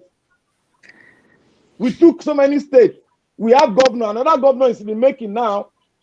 The governor of Enugu will be pronounced very soon because he has lost the case already. So watch out. We are coming like a tornado, and we are going to get into Aso Rock, and Nigeria will be changed forever. All these wicked vampires, satanic people that you have as politicians that are carrying their shoulder high, they will all run or go to jail because judiciary will be after them. All of them. Absolutely. So we should have that mindset. There's never a time Nigerian people have not stood the ground and fight and remove a government. It has been done before, and Agbado is just a piece of the iceberg. Piece of the iceberg. So the Nigerian people are quiet because we're ready to follow what our principal has told us. Let's go to the due process and let's get our power through the due process. Because if you don't go through, they said go to court. We went to court and now they are shaking. Everything has been opened. How they stole the mandate, how that vampire, the former governor of Rivers State, that one that called himself a lawyer, a useless lawyer that perpetrated evil. He was caught red-handed. I don't know why they could not debar him. We won that state, and it was clear in the court. They showed it clear. Okay, let the judiciary now collect all the results they have now in the IRF. Let them collect it. You will see that Obi won it. So where did they get their result that they announced? Where did they get the result? That's the question they've been asked in the court. Where did they get the result? So everybody should just have that mindset. Let's forge ahead with the obedient. We don't want to be compromised. We don't listen to any negativity. All we know, our eyes are focused on that crown.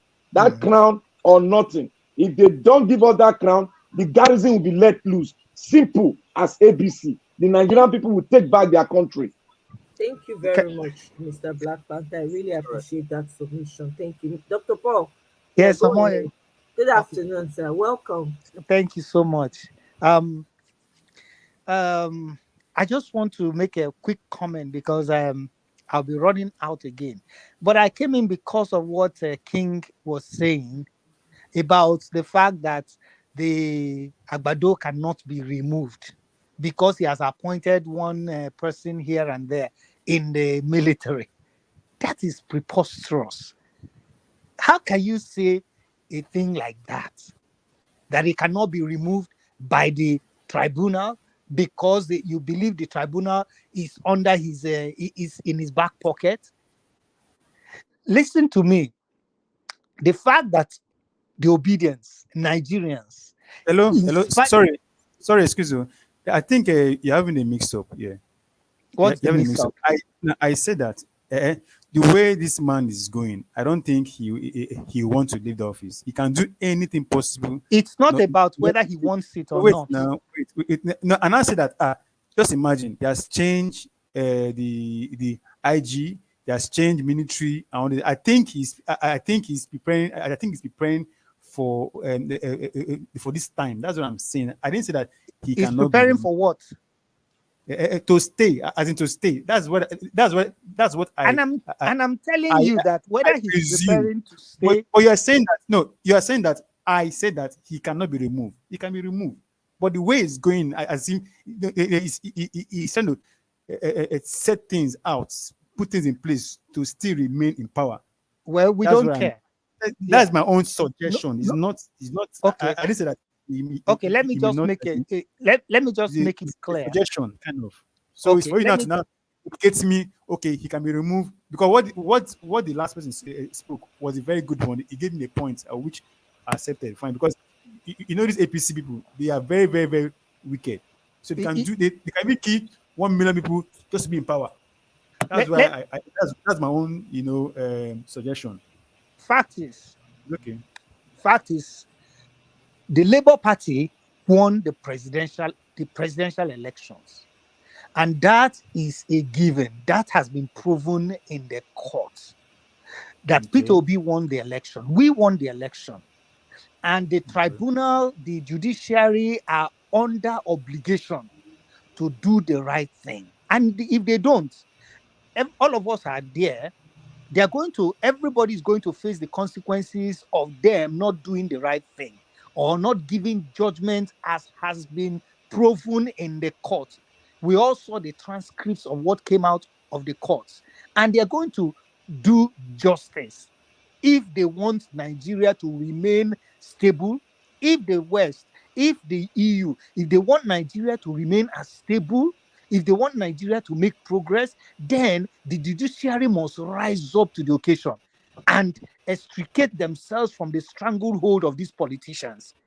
Because in this particular situation, there's not going to be any bukatuaring. There's not going to be any such bukatuaring to keep Agbado in power, because Nigerians are keeping quiet. The obedience are keeping quiet, but their eyes are on the judiciary. It is not because they cannot do anything. It's not because they cannot, one way or another, make their put their voices into action. But they are walking behind P2B, who is a civilized human being, who wants to make sure that all the processes that gets him into office is the correct and the right process, which is the way things are supposed to be done. And when that happens, Nigeria will begin to experience the true process, the way things are supposed to be. You know. So for me, nobody can come out and say, oh, Agbado is doing this, is doing that, it's because of that, is not likely going to be removed, or such stories. Those stories cannot stand. If they cannot stand the test of time after this judiciary judgment, it cannot stand, because whatever he does, good or bad, let me say good for example, even if all the policies that he was bringing out are very good policies, people are not suffering, people are getting fuel at a good cost, people are prospering, everything is good. Even if that is the case, if the process that took him there is wrong, he does not have the legal authority to remain in office, because he did not win the election.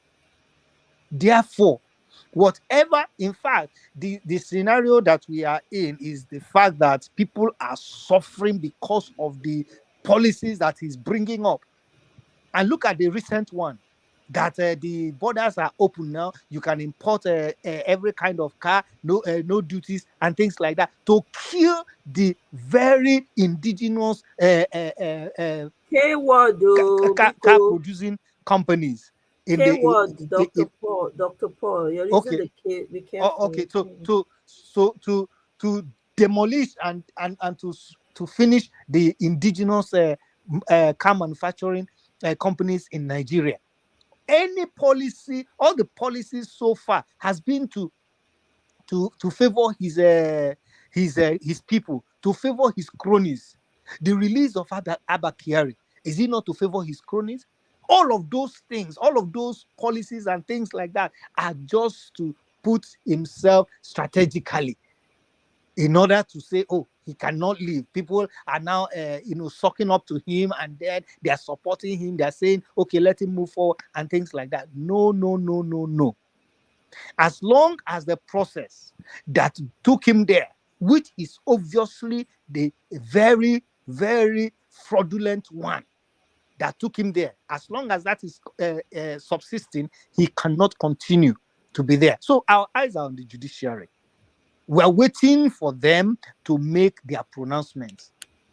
And when that happens, we will get to know whether Nigeria is going to stand or is going to fall, whether the country is going to continue to exist or whether it's not going to continue to exist.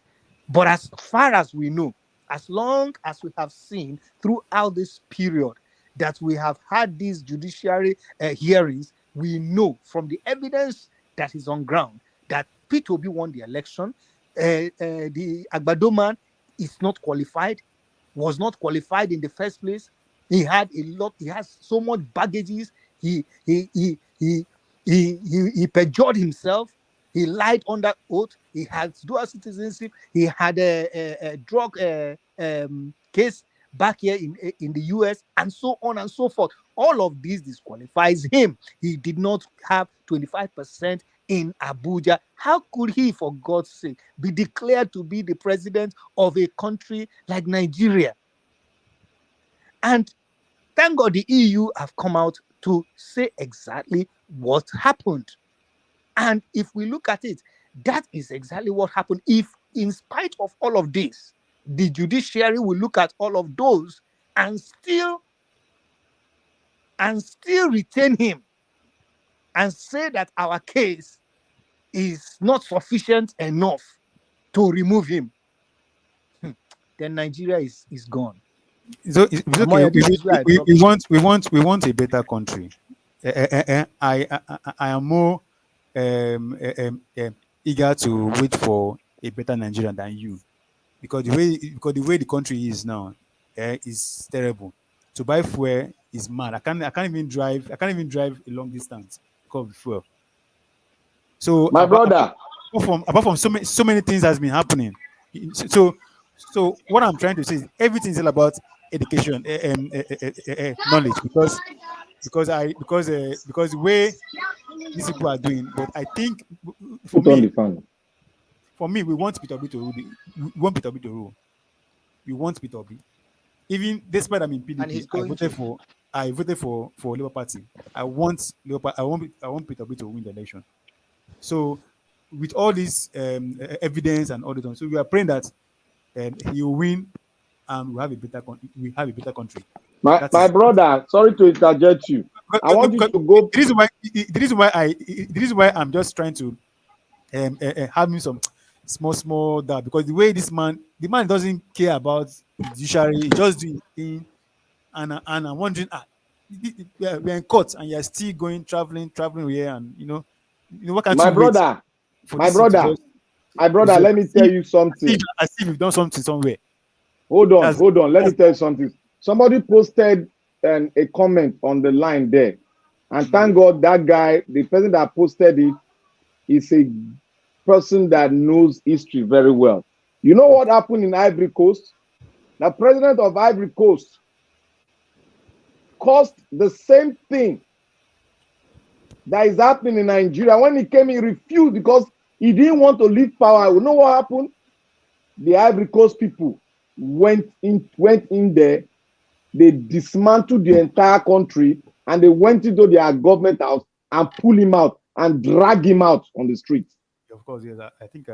So Ivory Coast went into a civil unrest for about 3 to 4 years. But if you go to Ivory Coast now, which is called Côte d'Ivoire is one of the best cities in Africa now, and is growing at a faster rate. Go and look at Côte d'Ivoire now, the best city in West Coast of Africa now. Go on YouTube, you go and see the country, how they are developing now, because they came together and dragged their president out of power.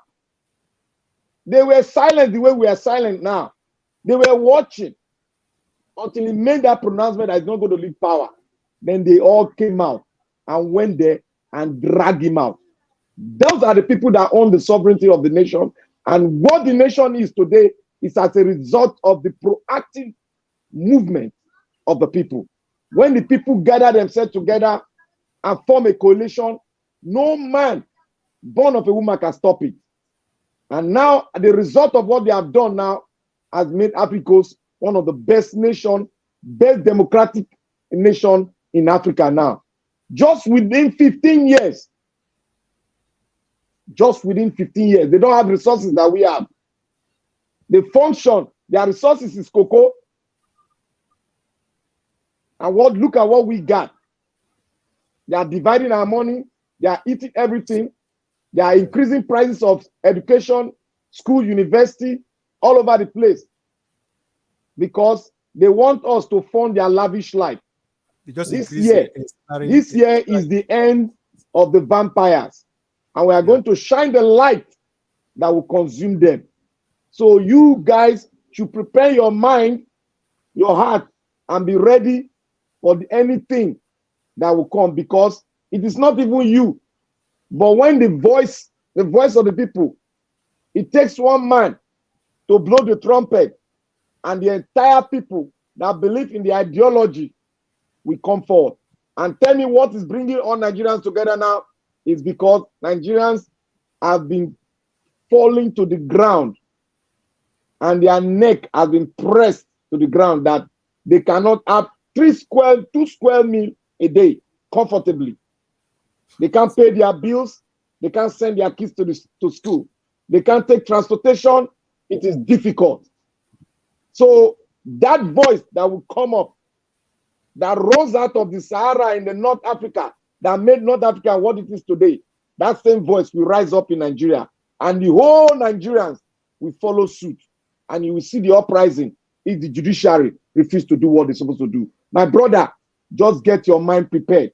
We are the obedient. We know that the revolution has already started. We are on the round table talking now. And after this talk, we'll move to the next level. And if the next level for the judiciary to pronounce the man that was supposed to have won the election, if they refuse, then we'll go to the third level. And the third level is to let loose the garrison and let the people take the land by themselves. Nothing the military will do, nothing the police will do, because everybody's into this quagmire, into this suffering. Everybody is enjoying it now because some people believe that, oh, my tribe, my tribe. They now see the consequences of looking at the tribe when you are supposed to look at the man that has a program, the man that believes in Nigeria, the man that knows, that have interpreted this is the problem of Nigeria. He has been speaking it for more than 1 year, but the Nigerian people, some section, decided to follow one way. And they couldn't even win it. They couldn't even rig. This was the worst election ever in the history of Africa. The worst. They couldn't rig it very well because it is embedded in technology. That's the problem. But what we know, we are getting the crown. Whether their satanic operation, like it or not, we are getting that crown. There no stopping us. Hell no stopping us. Men, people are on ground. We are all suffering. We are all paying the price of being blindfolded for so many years. We are all paying the price of going through this tribal sentiment. We are all paying the price for not rising up at the right time. But the God that we serve said, there is always a set time for the people to rise. And this year is the set time. Because there was a set time we are risen when Babangida was pressing on our neck. We rose up and we took back our land. And that was brought about the democracy you are seeing today. So there is a set time. The set time, I believe, has come. And the man that had heard the cry of the entire Nigeria, Mr. Peter Obi, came up at the set time. And he said, you can buy a man, but you cannot buy the message. The message has gone far. And the Nigerian people, I believe, they are ready to take back their land, no matter what odds. We've done it before, and we'll do it again. This time around, we are not going to let all God loose.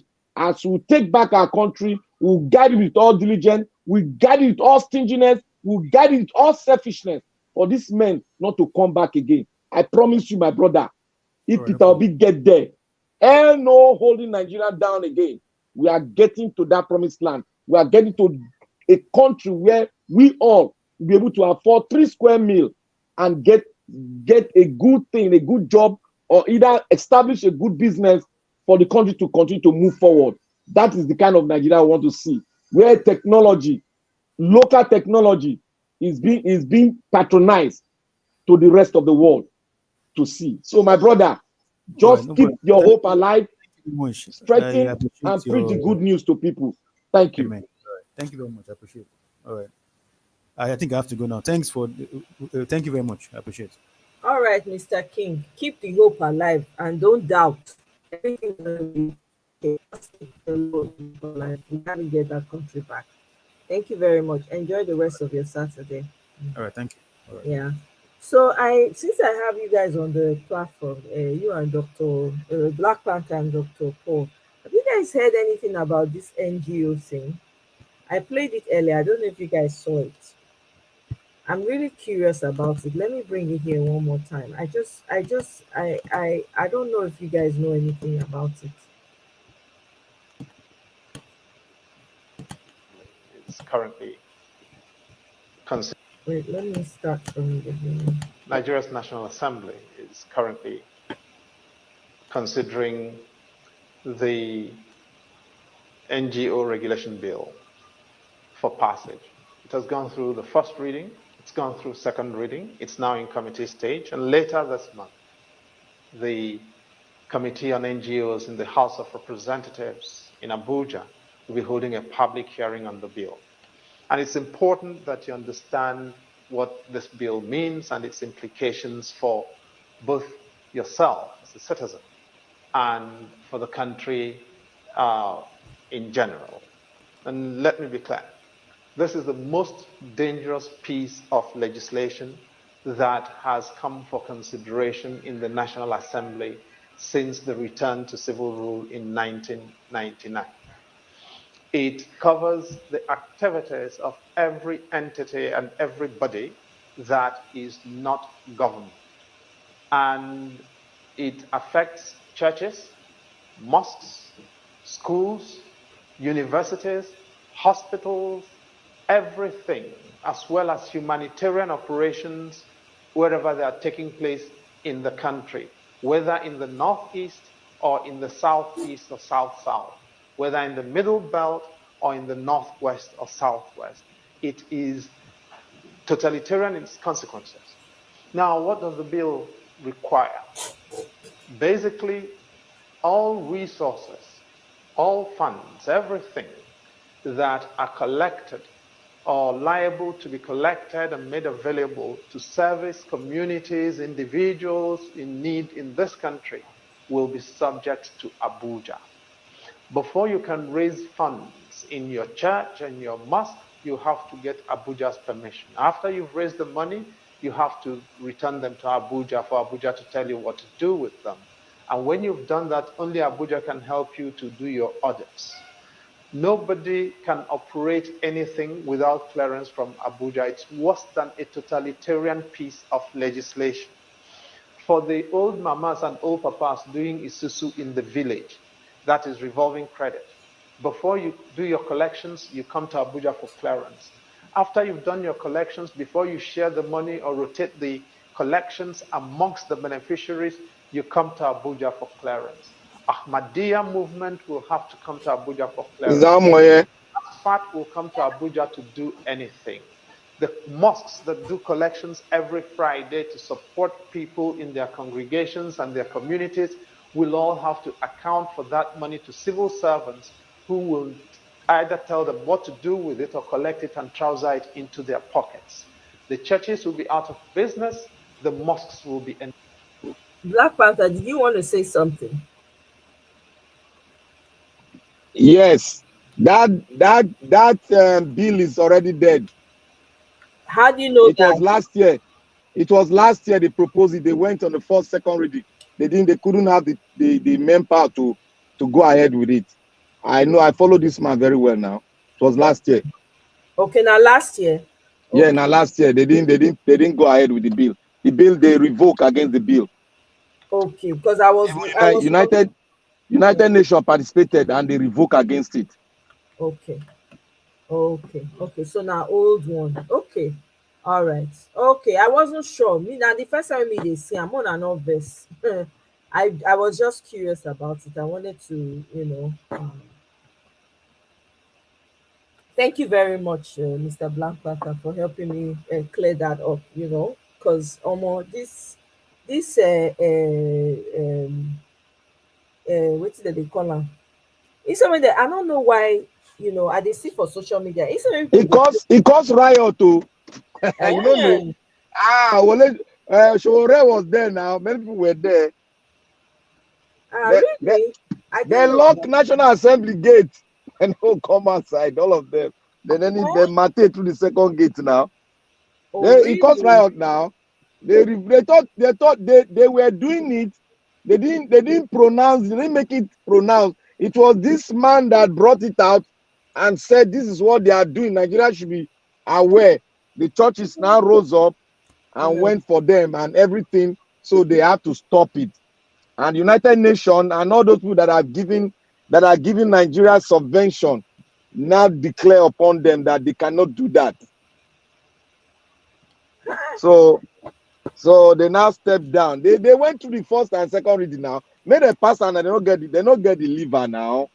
They don't get the liver. So what? I mean, what was the purpose of the this bill, the NGO bill? The purpose was to stop the. Do you know that they know that the election was coming, and the Christian body, the Christians are much, so they want to use that venue. It was not for even the Muslim.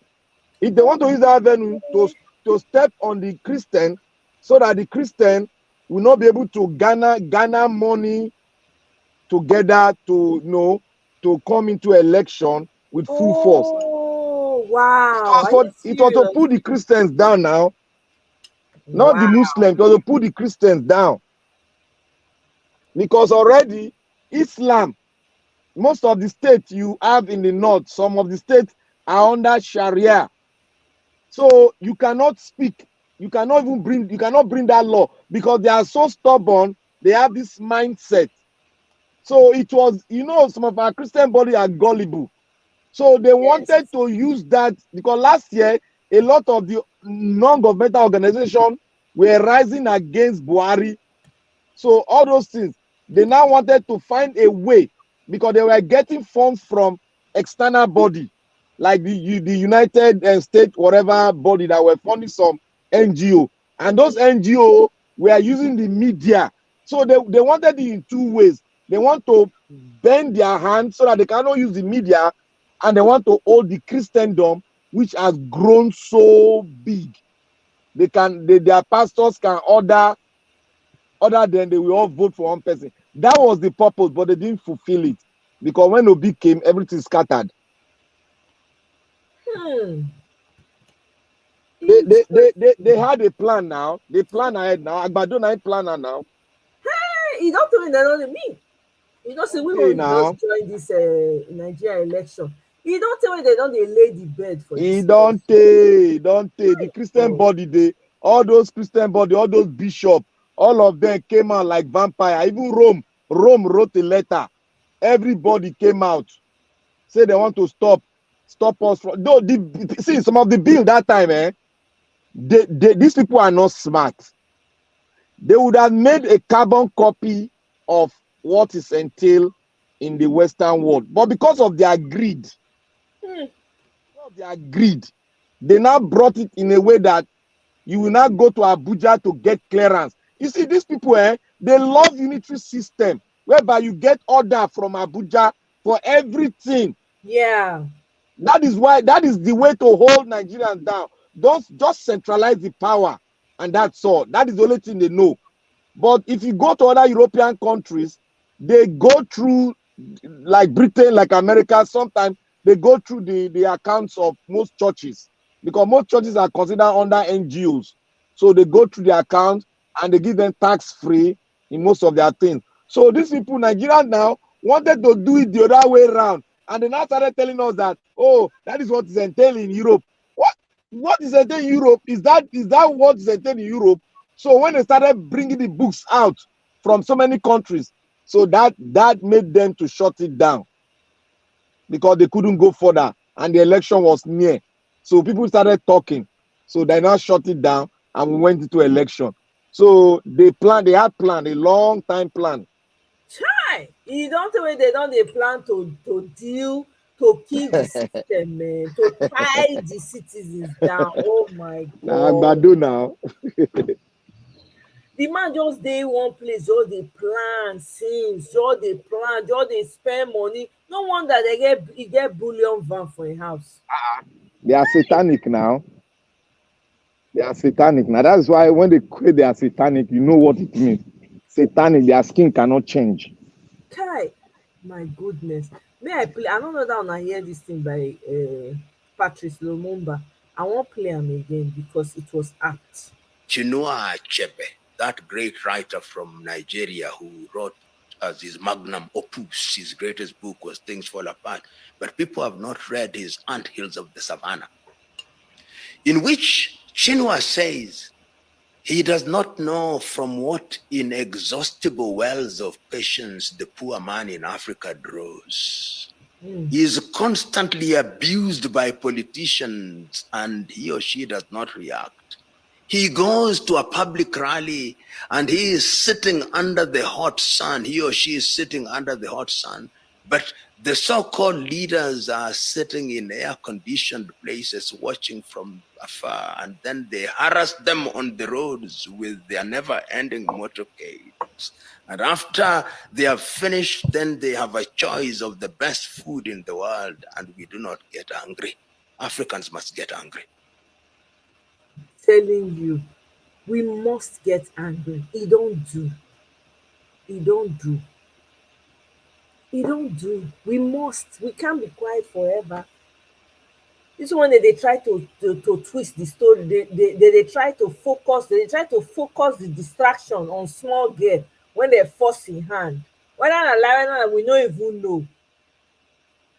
They look for every means to distract people. People, do not be distracted. If these people come with any story, do not be distracted. Your eyes should be focused on the judiciary. Because now Mr. Amoye, go ahead. Yeah. you see this man that spoke now, Mm. he's from Kenya. He's a professor in Kenya. He was invited to Aso Rock to make a speech. All the leaders, Buhari was there, all the leaders of Nigeria were seated there. I wish I have one, I have a spell, I'll just make them disappear. He sat there, he spoke this he quoted Chinua Achebe to them. And he told them why are African leaders. When this man finished talking, all of them were like mumu on seat. Mumu.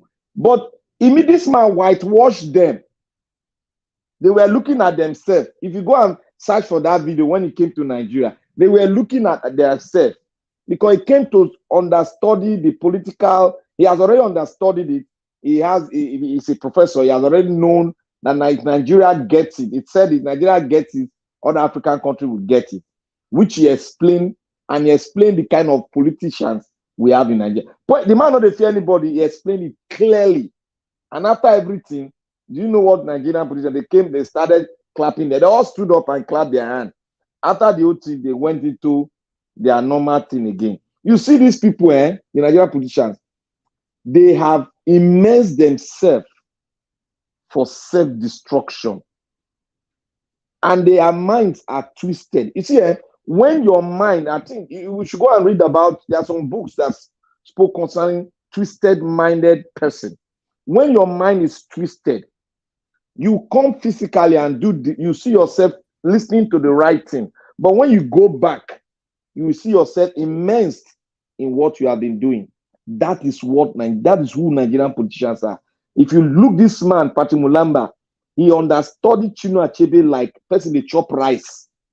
He knows every book Chinua Achebe have written. This man will quote it. Just listening to him, this man is the beauty of Africa. I know. Is it, quick question though, is he related to Patrice Lumumba? I don't know whether he's related because he is from Kenya. He's a Kenya professor in one of the universities. Where was Patrice from? Patrice Mulumba is not from Kenya now. Mulumba is not from Kenya. Where was Patrice from? Where is Patrice from? Who knows? Eunice, what am I even asking? Google is your friend. Patrice Lumumba. Where is he from? Is it? Wait, no. Is it the Congo? No, can't be now. Where is Patrice Lumumba from? It's Congolese. Okay, so he's from Kenya. Okay. All right, so let me play this video. Sorry. How free are our politicians from external influence? But is that an excuse? No, it cannot be an excuse. Leaders in a multi-ethnic environment must also be different. You know, Nigeria, as Chinua rightly said. Eunice, did you want to say something? I see you're in the studio. So good to have you on. Thank you. Hey, I just girl. wanted to correct you or to give you Okay. information. Please. Yeah, Professor PLO Lumumba, he's Kenyan. Uh-huh. He's of Luo ancestry from the Obama's tribe, the Obama's people. He's an extremely brilliant man. This A great particular guy. lawyer, great orator. Oh. Patrice is Congolese. He's from Congo. Okay. Yeah, so two different people don't know each other, but had or they're having a great influence on people. Wow, that's amazing. Yeah. And they have similar names. So maybe he adopted that name. Possibly. Yeah, it's possible. Man, brilliant orator. I like listening to him. You know, he speaks all over Africa and he's not afraid of African leaders and he tells them as is. Wow. Oh, I hear he has a black belt in Taekwondo. Are you serious? I don't know about the Taekwondo. I don't know. You don't come and fight black Taekwondo before? All I know is about his teaching as a law professor and his submissions in court as a lawyer. He's really great. Oh wow, that's amazing. I'm glad to. I mean, I've listened to snippets of his speeches, so wow. You should make time and listen to him more. Yeah, I thank you so much for that information. You're welcome. And I'm leaving the studio now. I'll be at the background. Okay, just making comments. All right, bye. Take care. I appreciate it. Thank you so much, sis. Like all Africans, how free are our politicians from external influence? But is that an excuse? No, it cannot be an excuse. Leaders in a multi-ethnic environment must also be different. You know, Nigeria, as Chinua rightly said, like all African countries, is an artificial entity. Chinua says in his book, The Trouble with Nigeria, that there is nothing comparable to how the European nations were created. There is no Nigerian, Chinua Achebe says, in the same way as there is a Danish or a Swedish or a Norwegian. Nigeria is a unique state with many states. The same is true of Kenya. The same is true of Ghana. Nigeria possibly has over 500 nations within her. Tanzania, 136. The Democratic Republic of Congo, 306. Kenya, 42. Uganda, 56. In order to be a leader in such countries, those who have the honor and privilege must be men and women who are prepared to ensure that they weld the bonds amongst those people. As Samora Moises Machel said, if the post-colonial African country is to succeed, the tribe must die. And the tribe must die because if the tribe does not die, then the new nation will never thrive. And I did not understand Samora Moises Machel to say that he should stop being a Yoruba. No, I did not understand him to say that he should stop being a thief or to stop being an Igbo or Hausa or a Fulani. No, those are cultural mosaics which when put together make our nations beautiful and strong. But what do we do in most of Africa? We use those cultural differences to divide the people. We use those cultural differences to reinforce centrifugal forces and therefore threaten the very nation which we want to serve. I am telling all of us who are present here, and many of you who are present in this assembly, who are honored and respected and claim to be leaders, that you have a duty to ensure that you are in front in order to serve and not to be served. But ladies and gentlemen, let us also ask ourselves about dey enter one ear dey comot for another one. See all of them. They're dull. followership. You know, as a young student, and many of us who are young students, it was the culture when you are in your first year of studies that you must be a revolutionary. And a revolutionary in the style of Karl Marx. And therefore you would say, workers of the world unite. You have nothing to lose but your chains. All of us were revolutionaries. And we used to say then that the safety of the bourgeois demands that the proletariat be kept in the most profound ignorance. We were revolutionaries. Who is a leader? Is he a leader who allows meta-ignorance to reign supreme amongst the people he or she is leading? Is it the duty of a leader to ensure that he leads men and women who are enlightened? Men and women who can question what he or she is doing? I'm suggesting to us that true and sustainable leadership also requires that you have a followership that is enlightened. A followership that calls you to account, a followership that is going to make demands of you, a followership that when you say that you are going to improve the quality of their food, they do not believe that agriculture stops on that day, but they believe that agriculture must be intensified and the technology must be used. A followership which knows that when you say you are going to deliver heaven on earth, they know that that is merely an advertisement that you are incapable of delivering heaven on earth. A followership that knows that when you are promising to do things within 100 days, which ordinarily can only be done in 5 years, they know that you're a liar. A followership that is capable of discerning that when you speak things, there are many variables, and it is the duty of a leadership to ensure that such a leadership is indeed created. What do African leaders do?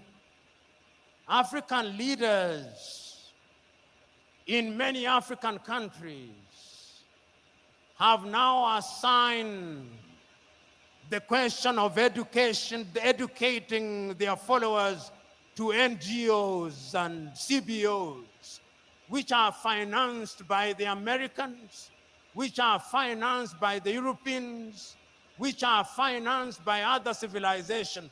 How do you think, how do you imagine that the people of Denmark would have the interest of Nigeria at their heart? Ataya. How are you satisfied that all those civic education activities that are being undertaken in Borno, in Maiduguri, or in Abeokuta, financed by USAID, are meant to be for the benefit of Nigeria? Because the last time I checked, the English used to say, he who pays the piper calls the tune. Recordings just got better.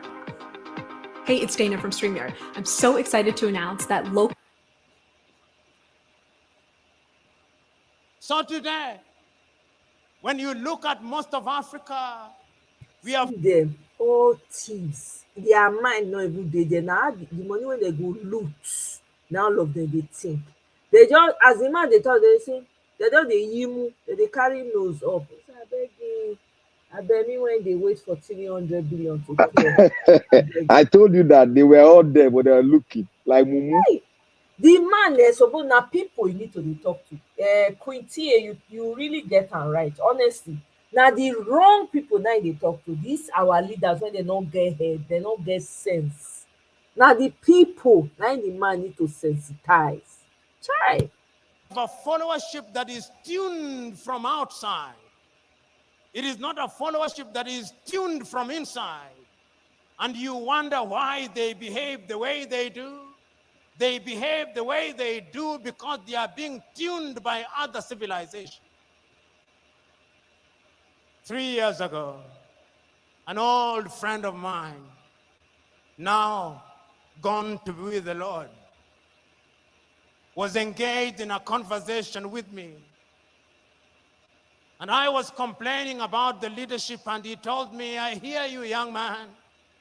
You're always complaining about leadership in Africa and other parts, but have you ever wondered about the followership? Says you are complaining about the windmill, but do you ever bother about the wind? Is it not the case that the windmill follows the wind? I'm suggesting to you that Africa will never realize our potential as long as the critical mass of our people are immersed in sorrow and want.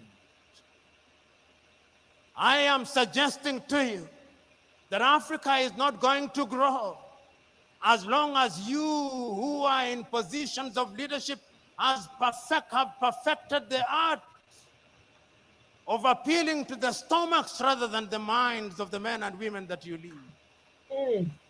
I'm suggesting to you that Africa is not going to realize our potential as long as we continue to conduct the politics of money and money bags, not the politics of ideas. I'm suggesting to you that Africa is never going to realize our potential as long as we are dividing our people along ethnic lines. I'm suggesting to you. I'm suggesting to you that as long as you who are in positions of honor and privilege are in the business of dividing our people on the basis of religion, Africa is not going to realize our potential. Isn't that what they did? See them, see all of them. All the men for there, you all dey think, they don dey for their brain, dem dey calculate how many women should I marry? That 300 billion wey wan clear. I'll marry from Ethiopia, marry from Eritrea. Oh yeah, e get that babe when I meet for Paris, I'll marry her. That's all they were thinking. The women, those ones all dey think, how I wan take keep my husband to myself alone, so that all That's the so interest the will Edo not State come. governor do. No understand. That's all they were, because everything when this man dey talk so na him play out for this election. I remember in 1982, I watched a movie about Mahatma Gandhi, and I remember that great man saying in one of the scenes in the movie that he remembers one day when somebody who was more enlightened than the other preachers came, and he said that on that day, he saw that preacher reading from the Muslim Quran on to the Christian Bible, on to the Jewish Torah, on to the Hindu Gita, and on to incantation in African religion, as if it did not matter which book was being read as long as God was being worshipped. I look forward to the day when those of you who are in positions of leadership will be able to tell our people, wherever they are in Nigeria or Africa, that it is not for us to fight for God. If I have a God for whom I have to fight for, that is not a God. The God that I worship fights for me. Hey, abeg o, some people just left the chat room. Wey, a God that I don't have to fight for. Who dey fight for? God. Isn't that what they do? Hey, God. I told you that this man spoke to their heart. We accept that that is the nature of God, that is omnipresent, omniscient, and he knows all, then we are going to unite our people. In other words, I'm saying that if we are going to have a followership that is going to change the continent of Africa, we have got to exorcise the ghost of ethnicity. We have got to exorcise the ghost of ignorance.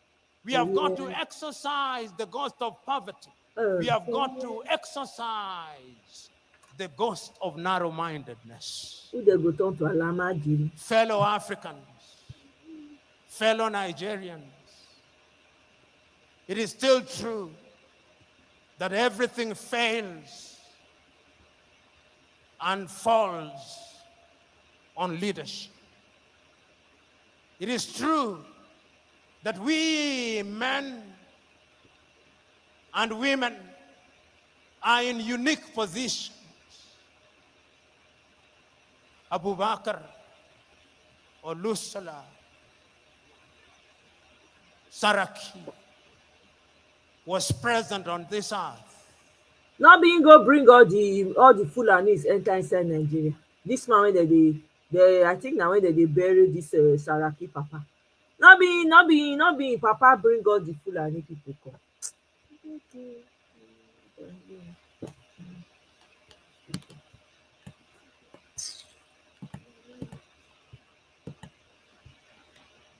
Like all of us, he had his coming and his going.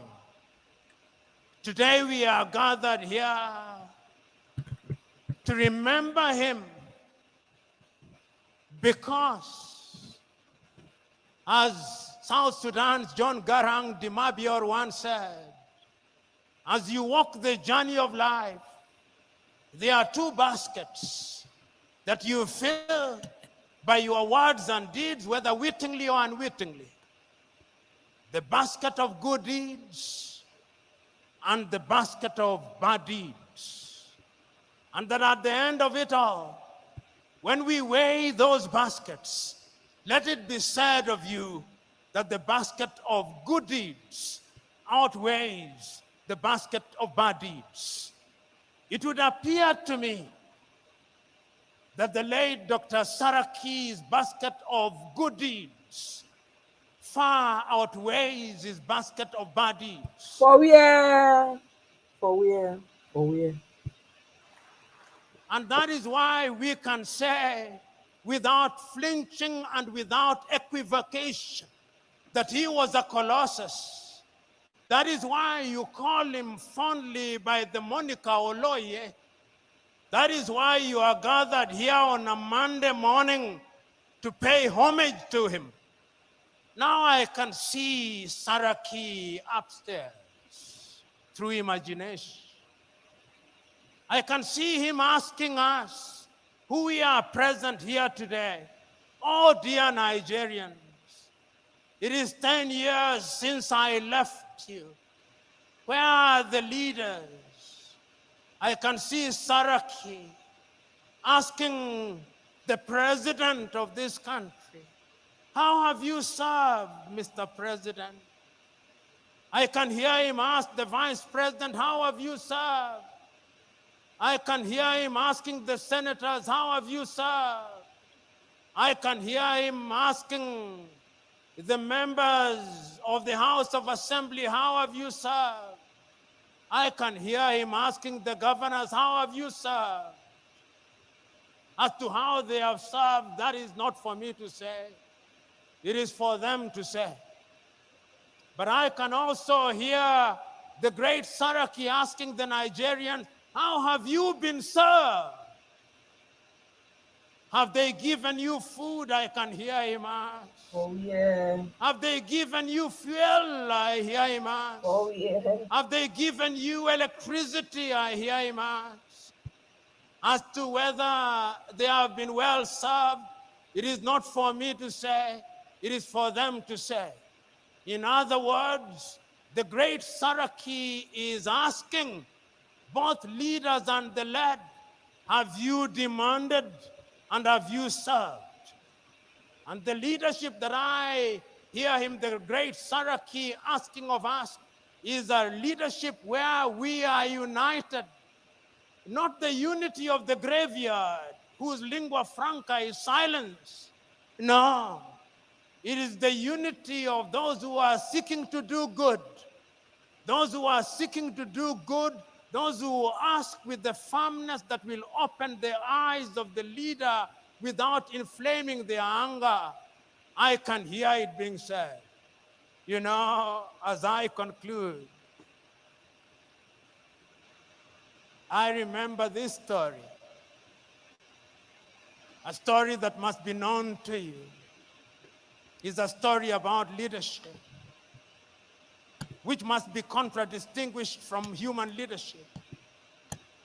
It's the story of a shepherd, or the story of a poultry farmer. But I'll start with the story of a shepherd. Many of us from the north are famed for cattle keeping. And when you are driving the cattle through different grazing grounds. The cattle believe that you love them so much because you protect them from the elements, because you protect them from other wild animals. But if the cattle were to know that you are the one who would end up eating them, they would treat you very differently. Invariably, they do not know. And therefore, you will continue controlling them the way you do, and you'll continue eating them the way you do. But it's a totally different case when you are leading human beings. They are not like cattle. You may lead them in a particular direction. You may think that you have lulled them into a false sense of security. You may think that you have deadened their minds.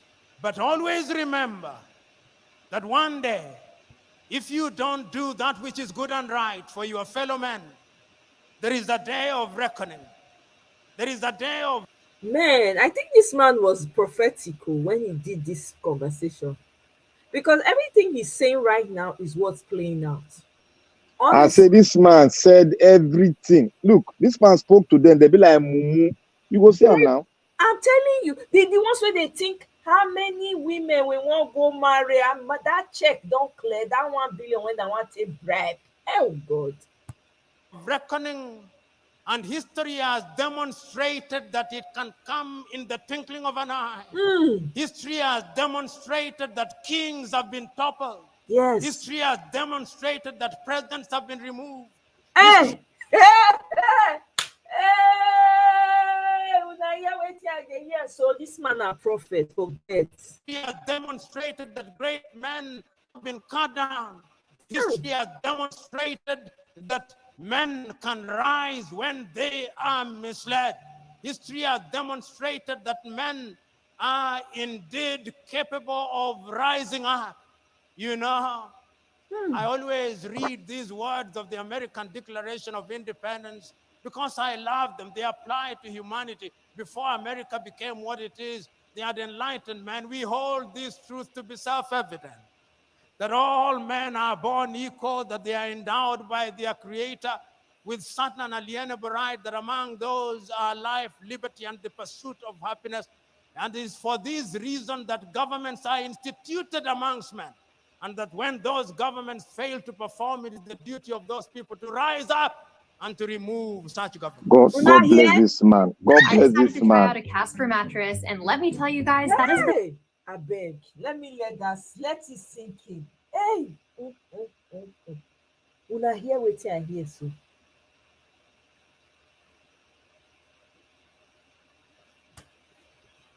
Una dey hear wetin I hear. best decision I've ever made. After just one. Let me take that again. Oh my God. That thing enter inside the belly. Oh my goodness. Perform, it is the duty of those people to rise up and to remove such governments. Chai! Una dey hear Nigerians. Hey! All these people dey come dey say he's too strong, he's this one, he has situated people. Who dem be? Who dey zuzu? Who them be? He's speaking to us directly now. He's speaking to us. I'm telling you. Oh my God. I am submitting to us that we in the continent of Africa, you who have the honor and privilege of serving, you who worked and served under the tutelage of Oloye, today, let us take a solemn vow. Let us take a solemn vow that we are not simply here to memorialize him. We are not simply here to remember the good deeds that he did. We are not simply here to repeat the things that he did, that we have come here to imbibe the spirit of Oloye. We have come here to have a little Saraki in us, so that Saraki, the good politician, Saraki, the philanthropist, Saraki, the servant, Saraki, the doctor, Saraki, the business, can live a little in us, so that when we go home, so that when in the month of February, Nigeria will be electing its leaders, it may be said that there was a Saraki and that good men and women rose and good men and women came out to vote and the best men did. God bless you.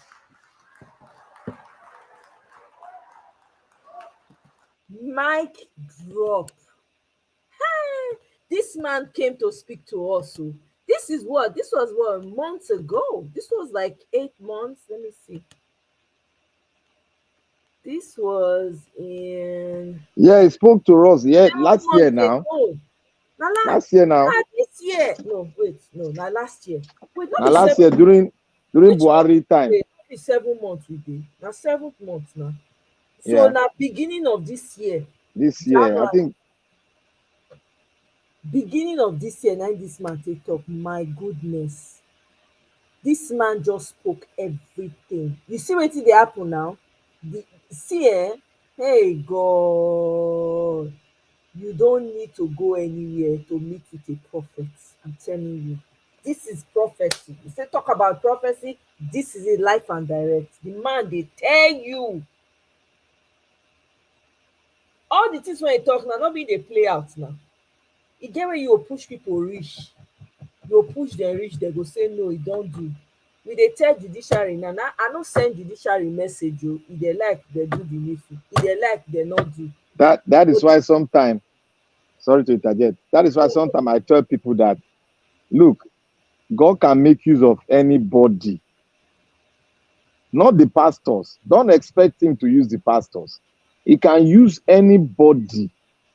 Can anybody that even know his knowledge, doesn't have the knowledge of him, he can use that person to proclaim his word and to give his vision for his own people. Because that same person that does not even know him is the one that created him. And thank God this man recognized the creator in him. And he spoke exactly the picture of what we are seeing today.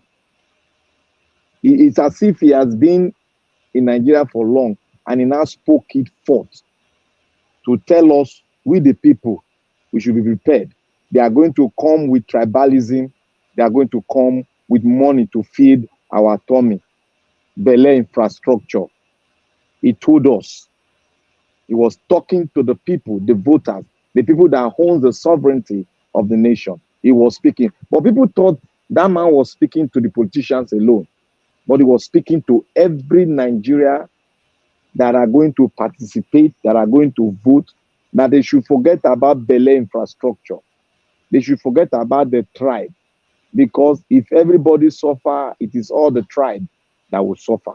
Until Africa, until Nigeria relegate the tribe and come as a nation, we are not going to see the light. I just thank God. God has brought somebody that made us to relegate the tribe we come from, that made us to relegate the color we are, but to unite and see ourselves as one and focus that we need, that the new Nigeria is possible. That's a man that has spoken. And we are following that light that disregard tribalism, that disregard nepotism, that disregard Bele infrastructure. We are following that light. The true light has come. Nigeria should be ready to take their birthright through that light. Thank you. Thank this professor for doing a great speech and having the mind of God to speak to Nigeria. Thank you. Thank you. Thank you. Thank you. Hi. The man don finish work. Oh, there's nothing left for me to say. The show is over. Finally, we bring it to a close here. What? There's nothing to add. There's nothing to add. You're right. Shegun, you're actually right. Peter Obi came to break the jinx. That's true. That's very true. I believe that one. He really came to break the jinx. For facts. And that's what we're experiencing right. That's why I said, for me, I'm not begging judiciary na dem sabi. E dey like all of Nigeria, all of them dey, and they have eyes, they have ears, okay? So they know, and I'm sure they got a report of the they got a copy of the EU report. I'm very, very sure about that. So hey, If they like, oh, let them So, not. is that money? Which one you dey sure? It is there as an evidence now. So, It was dropped as an evidence now because they were indicted, the politicians were indicted, and they bring that page out. It's an evidence now. oh, which one was the ECOWAS one? I didn't quite get that one. The ECOWAS one was passed before the Agbado brought their own. Agbado was the one that brought the EU paper itself. So they brought the EU paper to purge out one part of the page, but the Labour Party now extract the part that will help us in terms of how the infrastructure that the INEC put and how the infrastructure collapsed. So they brought it out, and it also brought it out how the former Senate president now got back as elected when he did not participate in the election. Lawan, yes. Yeah, Lawan. So that's also in the book, in the paper itself. That stands as an evidence for us. APC brought ECOWAS because I know they refer to that ECOWAS document, right?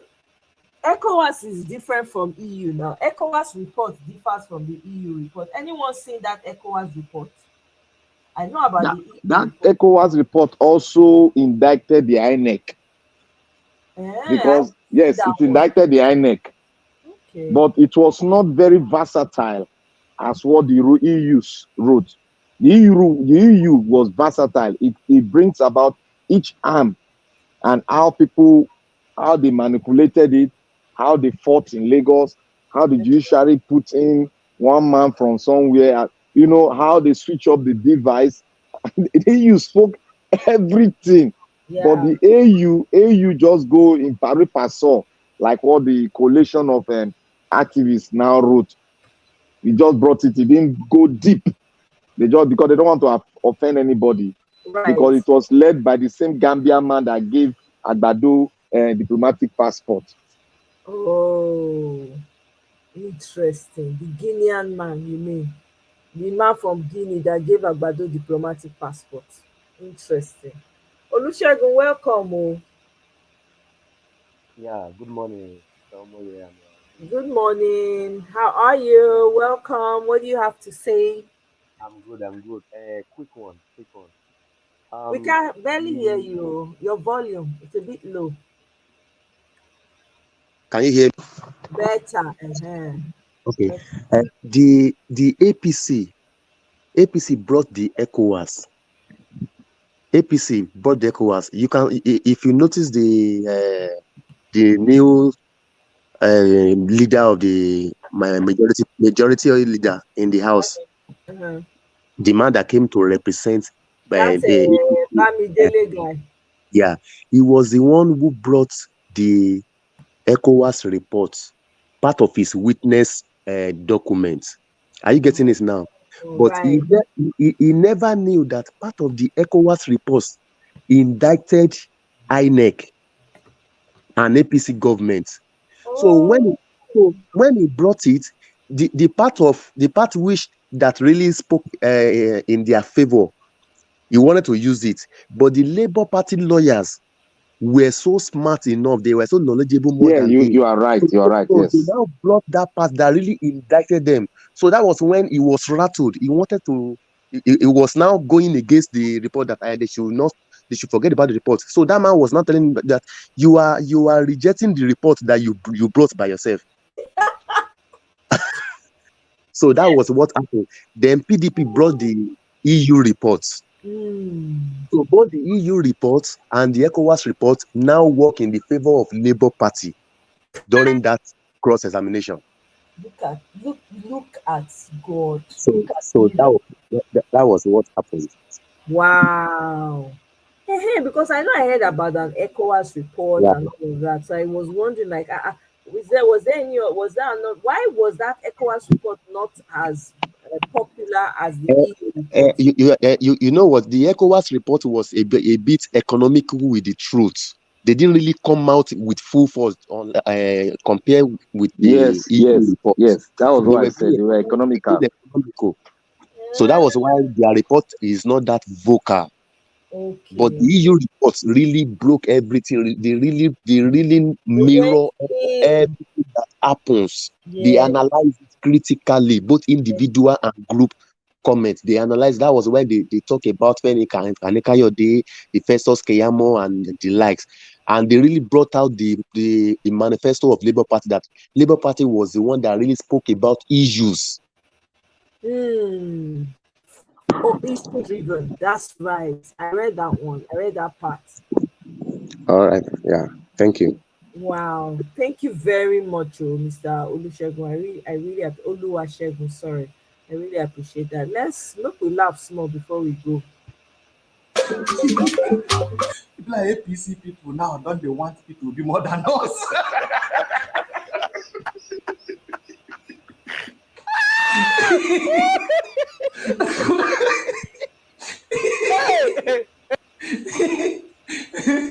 Sufferness and hunger, no, they look face.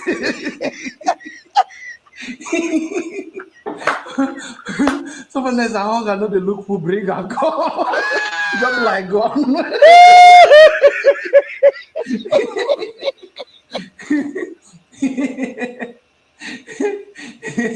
Now APC people now they ask me, when be the next court case?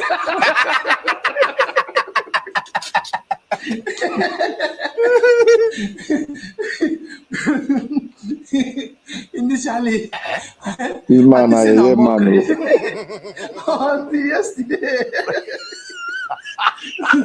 when I deal with obedience, the day they discuss, they talk to him, man. I like the way this court case they go, but I just pray say this judiciary, all these judges, they no go mess up, can't do another thing for inside that court. So the APC guy carry him up, they no fit try him. Yeah, shock.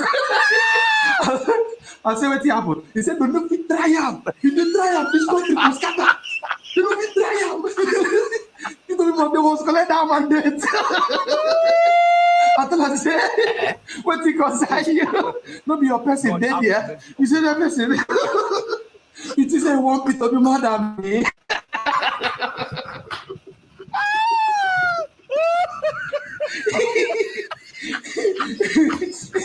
He said, you want me to be more than me? How can I beat you?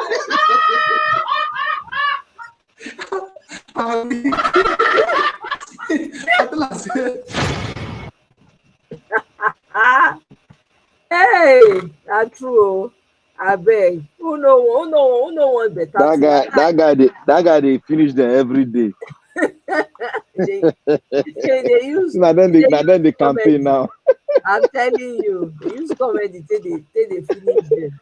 I love that guy too much. Yeah. All right, so let's have our final thoughts when I wrap this thing up. Let me quickly come to Dr. Paul. Dr. Paul, do you have any final thoughts on this before I wrap this up? Let's see, Dr. Paul, don't go sleep.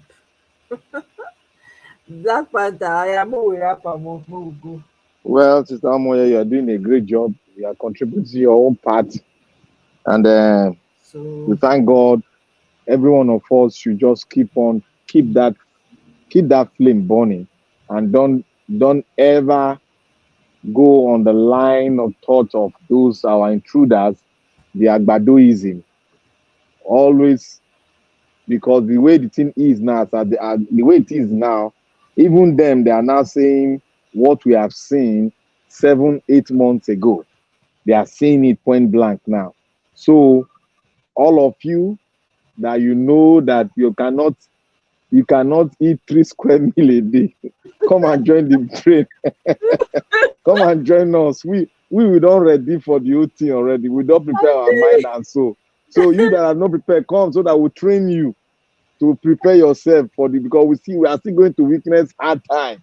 So be ready. We are already ready because we know what our principal is coming in to do. So all these shenanigans, we go out. So every one of you, every Nigerian that are out there preaching the good news, preaching the revolutionary news, we are already in the revolution. Let no man trick you that there is another revolution. We are keyed into the revolution. That is why the word came that it is Nigeria, new Nigeria is possible. That is the revolutionary quote. A new Nigeria is possible. So we are in the first phase.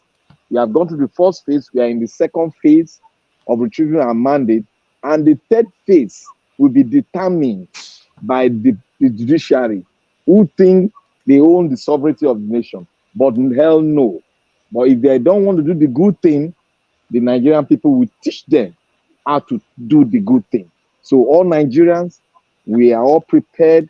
We are prepared for anything. Our principles have already told us that we should be prepared, and we are prepared to face anything they bring to us. Because all we know, there is enough evidence that will claim the mandate of the people.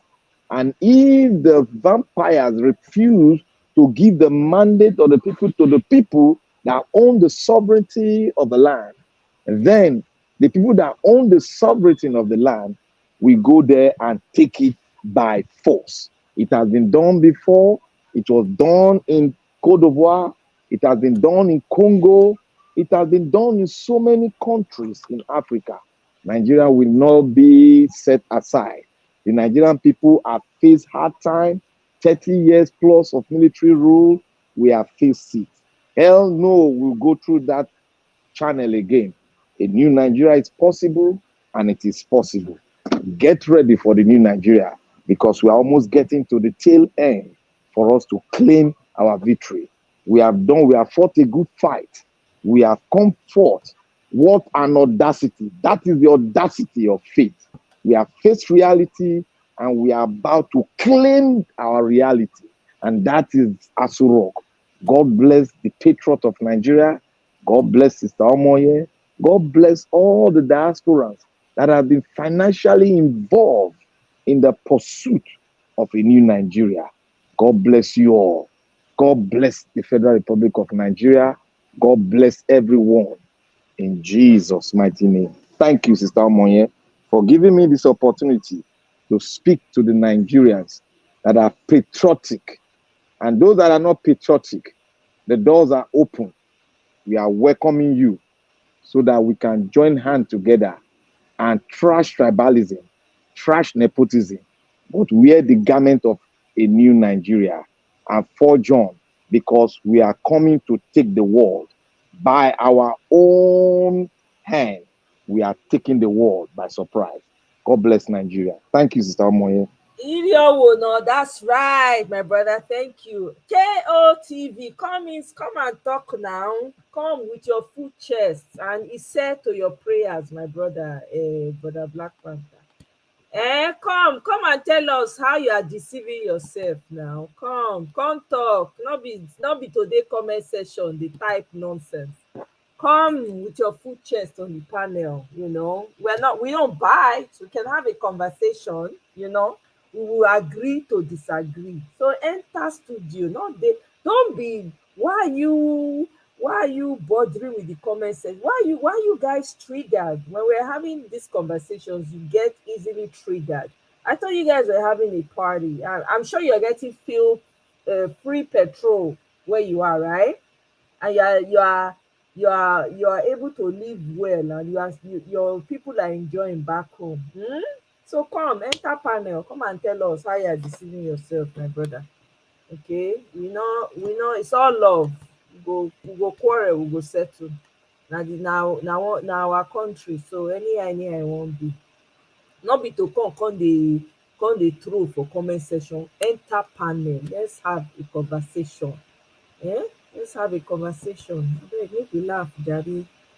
Nigerians. Yes. Nigerians. Yes. Una go tear this book. Jesus. Una go change the name book of record. Brother, you don't Nigerians. lie. Brother, I cry with you, you don't lie. Nigerians. Yes. Una leave that Guinness Book of Record alone.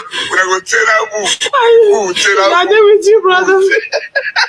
I cry with you. Since Guinness Book of Record enter Nigeria, Yes.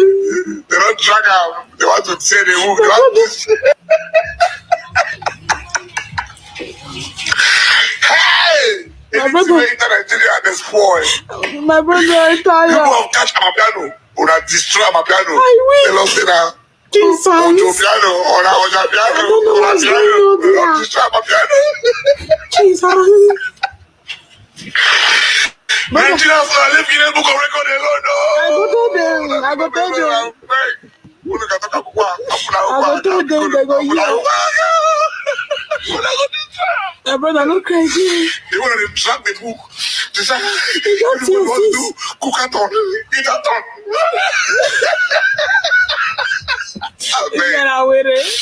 When I let the book rest. Yeah, you go let her rest. You go rest, yeah. What the book? Sorry, guys. You guys, they make me laugh. There was a joke he did on Agbado. Oh my God. I just dey roll for ground dey laugh. I say, my goodness. Nigerians don suffer oh. We don become the butt of everybody jokes. My people, thank you so much for joining me once again. I appreciate everyone. Thank you so much. Yes, thank you so much for your prayers, Mr. Black Panther, my brother. I really appreciate. Everybody says amen to your prayers.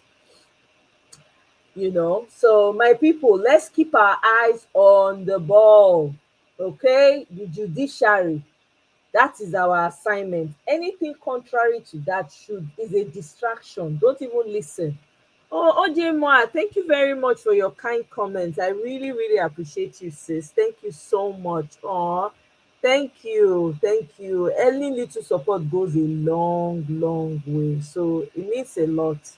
Thank you so much. I appreciate it. Thank you, my sister. So keep your eyes on the ball. Judiciary, now we dey look.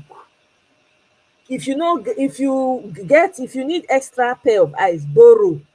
Make you take put your focus on the judiciary. Collect binoculars to take shine your eye for judiciary. Do not be distracted by flimsy conversations or flimsy notifications of what other people are doing. There is nothing more important right now than getting our mandate back. If the judiciary likes, if the justices like, let them not save their country. Let them not reclaim their name. Because the judiciary name now don dey bastardized. They shouldn't save it. If they like, let them not do the needful. Me, I'm not begging them. Body go tear them. But you see this one wey dey go, so with all this hardship, we can't continue. So it's either they give the mandate to the person when we give am to jejely, make everybody rest. Make we know as we want to dey fix the country. All of us, when we get skills, we go carry am come dey dig ground all over again. Or everybody to your tent, O Israel. Because whether you like it or not, the revolution has already started. The fact that we're here every day, they're on all the social media platforms, people are talking about these issues, concern Nigerians everywhere, on Twitter, on YouTube, on Facebook, everywhere, everybody's talking about it. See, the revolution has already started and it's being televised. We just they think about them in a different way. It has already started. So na judiciary hand e come dey. Whether they wan do the needful, like that lady, that professor for Abia State, when he say, you know what, I refuse to be bought. I want a good society and a thriving state. I will give it to the person that the people voted for. Either they choose to toe that line, or they pull down the country by their own hand with their own decisions, because we can see all the decisions that they have given, from Lawan to that old man that came to confess how he twist his wife to give favorable verdicts to his friends in politics. Okay, so all the yamayama things when judiciary don do, we know, we have account of it. So my people, all eyes on the judiciary. Do not be moved. Don't let anybody come and tell you story of one girl. Jam is younger brother to INEC. Na the same WhatsApp group they dey. Jam dey learn from INEC. Okay, so That's all I'm going to say for now. Um, I hope that you guys have a wonderful weekend. I shall see you guys on my next one. I don't know when that will be though, but I'm probably going to do a short video at some point. But it depends. It depends on what's going on. I don't know. I don't think we're not back in court. So we're just waiting for whatever the next steps are with regards to the judiciary. But let's keep our hope alive. But don't let anybody distract you. Don't let anybody whisper rubbish in your ears. We are getting back our country. If they like, may they surround the place with Olumo rock. We go In 5 days, not time, they will submit their submission to the court. So their responses. yeah, their response in 5 days, they will submit it. So we are on a time now. Time we are counting down now. We're on a timer. So it's counting down to 5 days. So let's keep our focus on that. Ignore all the distractions. Okay? There's nothing to hear, there's nothing to see about what's going on. The most important thing right now is the judiciary. That's the most important thing. And for us to get our country back in the direction it needs to be going. Who don see Peter Obi? Me, I never see am for some time. Oh, I hope he's okay. Maybe he's resting. He deserve am. Make the man rest. All that time when he dey wake up every morning, dey come pot, make he rest. But anyway, guys, thank you very much, my brother Black Panther. Thank you, Dr. Paul, Mr. King. War Against Impunity, I saw you briefly, but I guess your network didn't want you to be great today. Mr. Oluwasegun, thank you so much. Tato, thank you, darling. I appreciate you. Kene, thank you. I hope you guys have a wonderful Saturday. Wanna enjoy. Yeah? Then they pray for you, Black Panther. They say more knowledge from God. Black Panther can light up everywhere. Quinty, More grace to every one of them. More grace to us. The fight continues. Aluta continua. Luta continua. Oh, exactly. Highly favored. A new Nigeria must come in our lifetime. Absolutely. Absolutely. Yeah, it certainly will. Thank you so much, guys. Eunice, I appreciate you. Miss B, thank you. Thank you, everyone. I'm sorry I can't list all the names, but you know who you are. I appreciate you for being here with me. Thank you, guys. Have a wonderful weekend, and I'll see you guys on my next one. Bye.